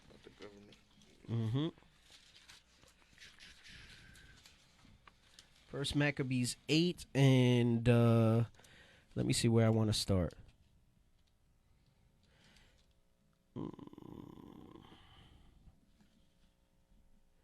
Right. So remember, it said Greek and Rome. All right. Ancient Rome was influenced by Greece. Right. This is why they say they're the birthplace of democracy and the cradle of Western civilization. Start at verse 1, 8 and 1, and then we'll jump. This is the book of First Maccabees, chapter 8 and verse 1. Now Judas had heard of the fame of the Romans, that they were mighty and valiant men, and such as would loving accept all that joined themselves unto them, and make a league of amity with all that came unto them. Right. So they learned some stuff from the Greeks, being the cradle of Western civilization and the birthplace of democracy. Okay. And they learned how to basically conquer by implementing the might of their armies. All right. Also with the policies that they picked up from the Greeks. Jump to verse 4. Verse 4. And that by their policy and patience they had conquered all the place. Right. That's the same thing that we read when John Adams with Americanism said, this is providence, where we're going to illuminate the ignorant, all right? Take our rightful place, that city on the hill mentality, where they took those scriptures and perverted them for their use, right? So it says with their policy, and then you got to mix that with patience, right? Because their spirit was just to try to cut our heads off, dismember us, right? All the atrocities that they did unto us. He said their policy and their patience, they had conquered all the place. Come on. Though it were very far from them. Meaning they didn't have men or they didn't always have armies stationed where they ruled, right? They didn't need to send sitting armies to maintain control. Kind of like America tries to copy that. You see similitudes to that. But, they pulled out of Afghanistan, even though that was all part of the ploy and a deal that they made with them, right? And all of a sudden, they rolled up and they lost that whole region. Right. But in Roman times, people had allegiance. They had fealty to Rome. Right. And that's what made their empire so impressive in those days, because it wasn't a day where you sent a missile, a plane. You had to march an army, all right? March an army through different terrain all the way up there. Yeah. You watch some of the movies, they'd be like, oh, when did he's dispatched the armies? How long? With 3 months before they arrive. Right. All right, let's train the farmers and fortify and all this other stuff, right? It took time. So it said, but through policy and that's what they picked up from the Greeks. And they said through policy and through patience. So they said, listen, let's stop killing, right? And let's start trying to manipulate their minds. And they still keep that policy today. Come on. And the kings also that came against them from the uttermost part of the earth, till they had discomfited them and given them a great overthrow, so that the rest did give them tribute every year. Right, so that the rest did give them tribute every year, meaning they wound up increasing their wealth because these countries that they conquered had to wind up paying them taxes, right? Come on, read. Beside this, how they had discomfited in battle Philip and Perseus, king of the Scythians, with others that lifted up. No, I'm sorry. Jump to verse 11. Verse 11. It was told him besides, how they destroyed and brought under their dominion all other kingdoms and isles that had any time resisted them. Read on. But with their friends and such as relied upon them, they kept amity. And you see that today in the way governments are set up, right? These different allies, and they're aligning themselves with each other. It says they relied upon them. They relied upon them, just like many countries rely upon America. Come on. And that they had conquered kingdoms both far and nigh, insomuch as all that heard of their name were afraid of them. Come on. Also that whom they would help to a kingdom, those reign, and whom again they displace. Finally, that they were greatly exalted. Right. So what we read during the Industrial Revolution, it made America easy to be idolized. And this is when the rest of the world fell in line. And then by that whole Americanism and shoving it down everybody's throats that are here, right, it sets up all this pride, this pomp, right, and that they were to be greatly exalted. Come on. And then yet the more, all these countries were bugging out because they were like, damn. So they all started adopting democracy and everything because like, damn, we can take this policy and patience too. Come on. Verse 14. Yet for all this, none of them wore a crown or was clothed in purple, to be magnified thereby. Come on. Moreover, how they had made for themselves a senate house, wherein 320 men sat in council daily. Right, so this was They took what they took from the Greeks. We just read it with Athens, right? And it largely influenced ancient Rome. And they took what they learned in democracy from the Greeks, and they made themselves a Senate house. Do you still have that today? Come on. Consulting always for the people, to the end that they might be well ordered, and that they committed their government to one man every year. Right, so that would be the equivalent of the president. Here, it's 4 years, right? Come on. Who ruled over all their country, and that all were obedient to that one, and that there was neither envy nor emulation among them. Well, now, obviously, you know that's not true. You see these movies, boy, there's all types of political maneuvering. I was just watching Gladiator when I was sick because they had popped it up on Netflix. And I'm like, man, there was all types of envy and emulation going on in ancient Rome, right? So it shows you how they had them governments set up. So now, we read in Athens, right, about that. And this isn't shifting to democracy. I'm going to show you how part of their... Remember, it said that, let me go back to the Athens page. It said that in classical Athens, all right, it was a center for the arts, philosophy, and it was the home of Plato's Academy and Aristotle's Lyceum. And I think what happened is Aristotle studied under Plato, and then he went off and did his own thing, right? So the Lyceum is the same thing like Plato's Academy. Basically a place where they taught crap, right? And right after that, it says it's widely referred to as the cradle of Western civilization and the birthplace of democracy. So listen to what our brother Paul experienced when he went to Athens, right? Acts 17, and let's do 16. I got you. The book of Acts, chapter 17, verse 16. Now, while Paul waited for them at Athens, his spirit was stirred in him when he saw the city wholly given to idolatry. He said the whole city was given to idolatry. And it wasn't just gods, right? I'm going to show you that when we get to verse 21, all right? It wasn't just gods. Everything to them they were obsessed with to the point of idolatry. That same spirit is here today in America. And that's where Americanism comes from. They basically took the philosophy, the false gods, all this stuff. Remember, I mentioned American gods earlier and all that. They took all this stuff and they created this American patriotism. And people think it's a political thing. They think it's a noble thing. And really, it's just a man-made religion, right, by the sleight of men that carries people around in all types of confusion. And the hell with everybody else and let them be into that. What's important is that we show our people the confusion that they're in the midst of as people stand for America without even realizing it. All right. So read on. Verse 17. Therefore disputed he in the synagogue with the Jews. Right. So it didn't say he went everywhere. He said, okay, I'm going to deal with my people because they're in a place, this great city state, right, that we read. And there's idolatry all around them, including you would look up to that. Because remember, that was a new thing, that democracy at the time. That whole thing of a Senate house and the appearance, the illusion of inclusion, and we have representatives in the government that speak for us, that fight for us. That's alluring. That'll make you turn from something like this. You say, they're not the enemy. Look, they're trying to do something good. And that's why you got a lot of our people today that get caught up and they say, well, what do you do to help your people? Political action. Political action. We need to vote. No. You got to destroy the whole game board that they're on. You can't even sit at the table and play that game with them. Nope. You got to toss that thing out the window. Say, no, we're going to play a new game. Come play with me. We're going to play a new game. Come on. And with the devout persons, and in the market daily with them that met with him. Read on.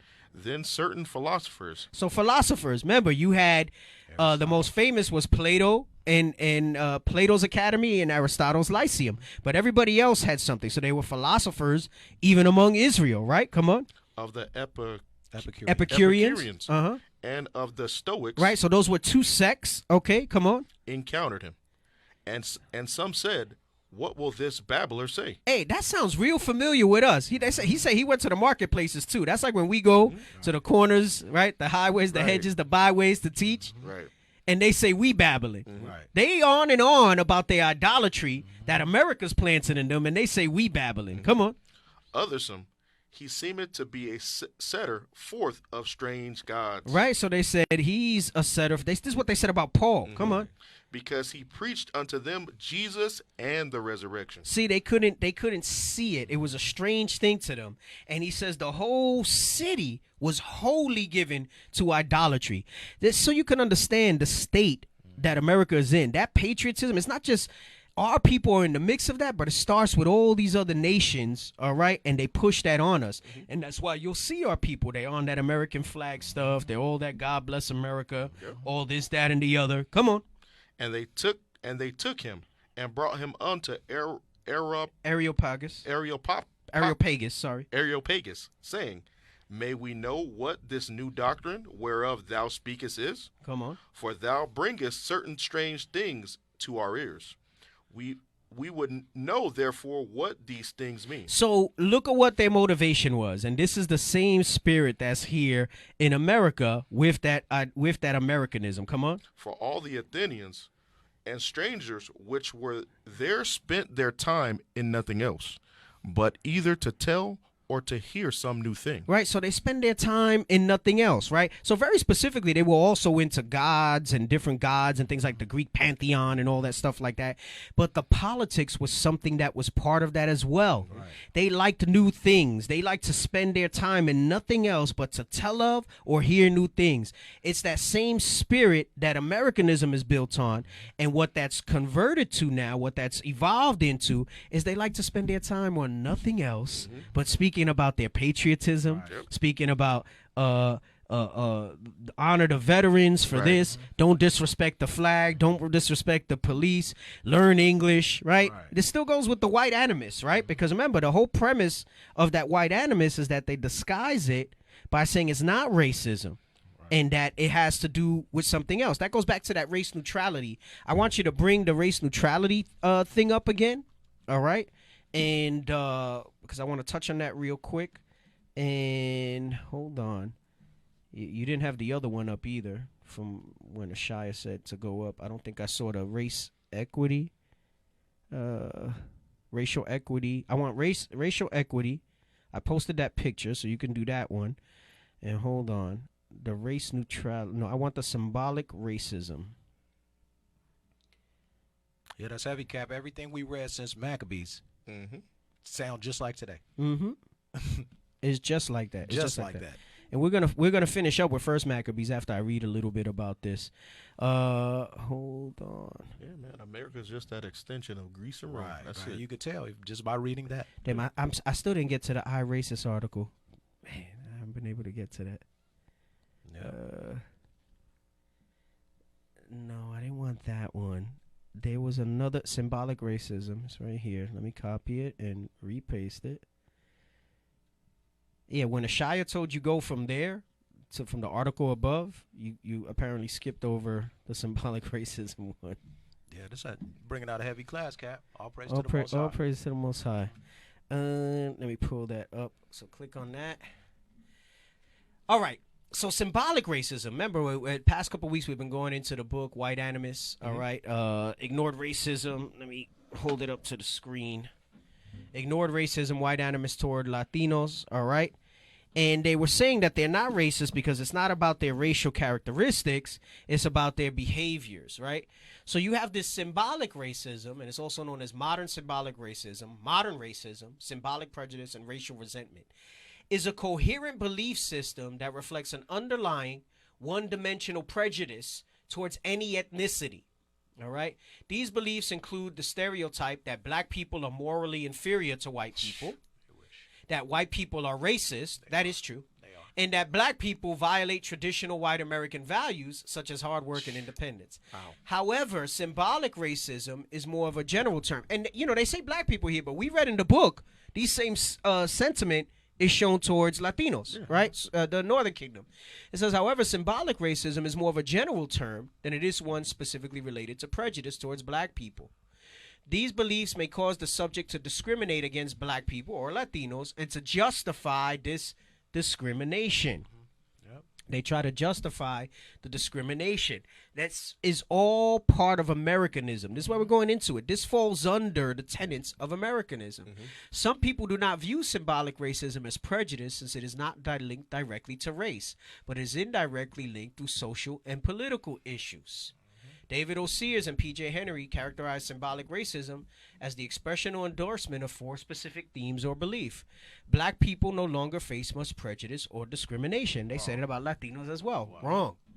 The failure of black people to progress results from their unwillingness to work hard enough, right? And I had showed the video last week, all right? Black people are demanding too much too fast. Black people have gotten more than they deserve, right? And when I say black people, to me, that's all Israel, right? That's the Latinos too, right? Yeah, we lazy now. We start working for free. Right.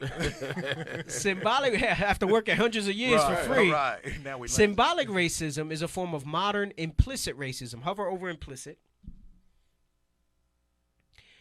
They call it aversive racism. It's a theory proposed by Samuel Gardner and John F. Dovidio, according to which negative evaluations of racial ethnic minorities are realized by a persistent avoidance of interaction with other racial and ethnic groups, right? So meaning they get to, since they're not around us and they don't see it, nor do they care to be, nor do we really want them, all right? They're able to still kind of push those racist views and those beliefs without ever having really seen or witnessed what we go through, right? So it's more subtle and indirect than more overt forms of racism, such as Jim Crow laws. As symbolic racism develops through socialization and its processes occur without conscious awareness, because it's all wrapped into that Americanism, right? So this is why you'll have people that'll say, oh, you know, they come over the border and they take our jobs. They're a strain on the economy. They do these sorts of things, right? Or like what we just read with some of the tenants there, all right? It says an individual with symbolically racist beliefs may genuinely oppose racism and believe they are not racist. Symbolic racism is perhaps the most prevalent contemporary form of racism, right? And I'm not going to have time today. We'll probably read that definition again when we lead into next show, because the I Racist article defines that beautifully. Going into that piece. So it says the concept of symbolic racism has been criticized for being inconsistent in measurement and concept over time. New experiments also provide evidence that responses do not differ when groups other than African Americans are referenced, meaning that the Northern Kingdom's in the mix in that as well. Now get me the picture on their so-called racial equity. For today, let's focus on racial equity. Right. And also get the race neutral definition as well. Sorry. I want the race neutral definition first, and then we'll read this to show you how their whole concept is broken. Yeah, you could put that. That's fine. So race neutral simply means, right, and they say they have race neutral policies, not based on people's race or giving a special advantage to people of any race. So what's the one thing you hear Americanism talk about, right? Remember where it said they demand things too fast? They say, oh, affirmative action, you guys get quotas and all this other stuff, and we don't get any of that stuff. Like, you know, basically like there's opportunities created for us just because of our race, right? And they have an issue with that. So now get the picture that I put up. Get the picture. You just had it. There we go. For today, let's focus on racial equity and how disparate outcomes can arise from seemingly race-neutral policies. Let's take, for example, 2 seemingly race-neutral policies, such as not hiring anyone with a felony conviction or not renting to anyone with a felony conviction. Not based on race, right? Yeah, right. Seemingly. Right. Seemingly. That's slick. Right? On the surface, these appear to be race-neutral policies, because no individual will be hired or rented to with a felony conviction. However, according to the 2005 Sentencing Project, the state of Washington, right, and this is just Washington, it's, you know, you put the whole United States in here, had an incarceration rate of 393 per 100,000 for whites, compared to an incarceration rate of 2,522 per 100,000 for African Americans, and that's not even including Latinos, right? So, what does that mean? Why is the incarceration rate important? It means that for the same crimes, white people out of 100,000 are only locked up 393% of the 393 times. Black people, they don't have the Latino statistic here either. I'm sure it's more than when you throw that in there. They're at a rate of 2,522 per 100,000. And according to the Becker report published in 2007, if you are African American and living in Seattle, you're more than 10 times more likely to be contacted by police than if you are white, regardless of income or prior criminal conviction. Whatever the reasons for these disparities in the criminal justice system, so they're saying he's not addressing these. Right. We know what they are, school to prison pipeline thing. They will lead to inequitable results in hiring and renting due to a seemingly equal policy. So this is how that symbolic racism, that implicit racism, plays its role. All right, because they'll put policies in place and say, see, we made everything equal. Right. But then not address the underlying things that are there that are caused by them. That's a direct result of things they've done to us over the generations, and puts us at a disadvantage then. So now they wind up still getting what they want at our expense, and now you supposedly can't say it's racist because it's a race-neutral policy. And then they'll say, oh, well, don't do crimes or whatever. But that's why the incarceration rate's important versus the crime thing. Right. You can't do crime. You can shoot people and kill them and they'll let you go. Right. And if you're white, only 393 will get incarcerated. You got the complexion for the protection. What the hell is this? You saw that recently with some of this. I think you had this Edomite who raped like 4 girls in high school, and he didn't get no jail time. Right. The one on the swim team? Was that the swim team one? No, because I know there was another one that actually raped that's somebody, the one I'm talking about. Yeah. like behind the dumpster, and the judge was like, I don't think it'd be right. He has a promising future. Yeah. I heard. If we and no, this was another one that was more recent that he raped them while they were in high school, and then I think he got like 2 years probation. Wow. And he was like, he violated probation already, like once on the thing. And everybody was like, oh, it don't seem right. So that's the way kind of the justice is. So supposedly these policies, right? And again, this all falls under the Americanism and how they try to set things up where they show this equality and it's not there. Last thing to show you that this is a piece of idolatry. I bring this scripture out often. I've said politics. We spoke about where all this stuff is rooted in. Let's get 1 Maccabees 1:41.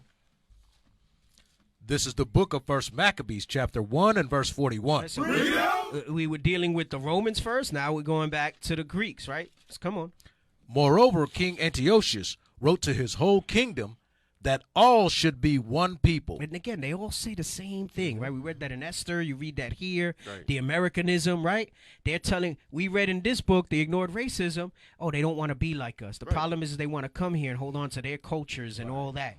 Letting you know where this stems from. This is their religion. Come on. And everyone should leave his laws.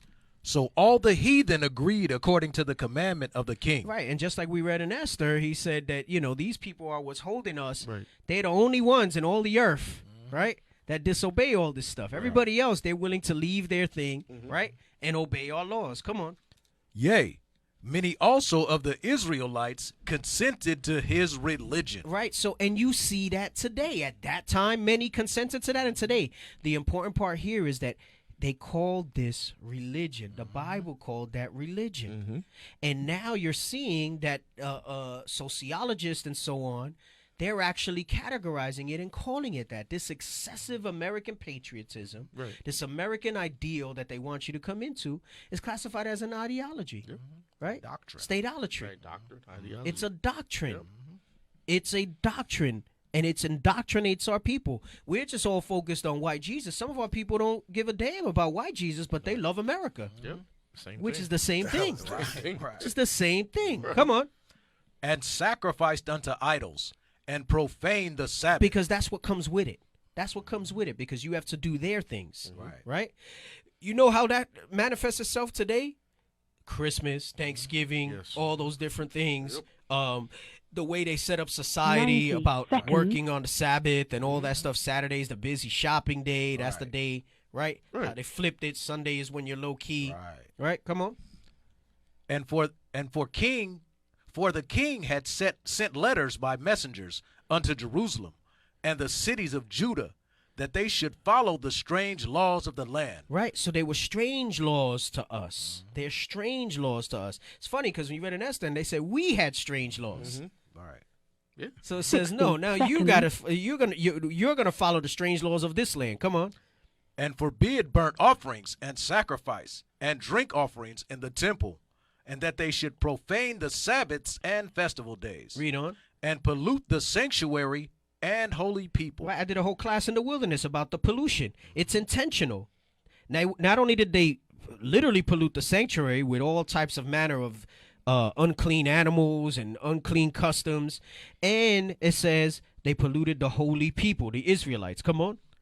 Set up altars and groves and chapels of idols, and sacrifice swine's flesh and unclean beasts. And you think chapels of idols, and you just think churches. Yep. But chapels of idols, as we understand now with Americanism, is the White House, all right, is the Senate House, the Capitol building, all right, the Lincoln Monument, all those things, all that stuff is idolatry. Come on. That they should also leave their children uncircumcised, and make their souls abominable with all manner of uncleanness and profanation. Read on. To the end that they might forget the law. This is the whole point of the Americanism. You got to come and be like us. It goes back to that thing that John Adams said. Yep. We will illuminate the ignorant, right? And liberate the Slavish people here, right? Because he knew that we were the Israelites. Right. And he said, okay, we're going to bring this American ideal that we're building here to that, because we want them to not just forget the law, because there was a portion of us that weren't doing the law. He says, but I don't want them to ever remember it again. Yep. Right? So the end that they might forget it and change. Go ahead. And change the ordinances. Read on. And whosoever would not do according to the commandment of the king, he said, he should die. He should die. That he should die. So, Americanism and understanding that's going to set the foundation as we continue to go through the ignored racism in the book, right? Lord's will, we're going to touch on this again next week, all right? I got further chapters in here and stuff for us to bring out, but we're going to continue to bring this stuff out. We're going to continue to touch on this topic, but you got to understand this whole thing and this whole excessive patriotism, it's cult-like. It's a radicalism in how they do it, and they don't even realize that they're doing, right? Because that's the whole thing with a cult, right? You're just obsessed behind this stuff, and you know, you just do whatever they say, and you don't even realize it, and you rationalize and justify it. There's no basis for it. It's a man-made thing. All right. You look up a cult, and you line up Americanism next to that patriotism and that excessive stuff you see with the flag and their behaviors and stuff like that, and you can't tell me that patriotism is not cult-like behavior. No, for sure. Go hand in hand. No. So America's a cult. America's a cult. The outside world sees it. Right. Right. We read those comments on the Quora page. They see it, right? But people here won't see it, right? That's like when we out teaching, why we sound so foreign to people. Oh yeah. You know what I mean? Yeah. Yep. So any closing comments? I would presume not. No, come out of America. That's what we need to do. Come out of America. Come out of her, my people. I'm trying to provoke y'all to good words. All right, All praises. Provoke y'all to good words. Although, well, more you. He speaks up sometimes, at least. All praises. No, you too much of a regular. You got to speak up. You got to speak up on the show. Now I gotta come regular. on, man. I gotta come regular. Thank God for Soldier Daniel. He popped in there a little bit with some stuff. All praises. All praises, soldier. All praises, man. All right, man. So, hey, Israel, we appreciate y'all tuning in, all right, watching on this topic. Continue to like, share, and support. I know some of y'all watch from different time zones, and it gets kind of later over there. Make sure that you continue to support, spread this word out there, all right? We having the Spanish show Saturday? It's supposed to be Spanish, no, right? it's English. We just did English last Saturday. But Issachar not here. This show is supposed to be Spanish this Saturday. Anyway, we're going to have either the powwow in Spanish or just the powwow in English, all right? Exclusively on Facebook on Saturday. Tune in next week, Lord's will, for the Power Hour Plus, all right? And with that, we say shalom. Shalom. And shalom. Most High in Christ bless. Shalom, Israel. This is Bishop Nathaniel. I want you to know that you can view all our Sabbath classes live on IUIC TV. That's right, I said on IUIC TV. Download the app today. Shalom. We used to scream Black Power while Heron was pushed. But at the end of the day, nothing's in vain. IUIC has been given a vision. The tents of Judah has risen. Many has attempted the mission, Minor murmuring, omitting, and missing the mark. Just reading that he had the flame of fire in his eyes gave us the spark. We on Paul's mission. We out on the road, purple and gold. From Mexico, Cuba, Haiti, Ghana, Sierra Leone. 144,000 boots banging, concrete crackling. These are our men repented at heart. The scriptures is proof. IUIC, we deliver the truth.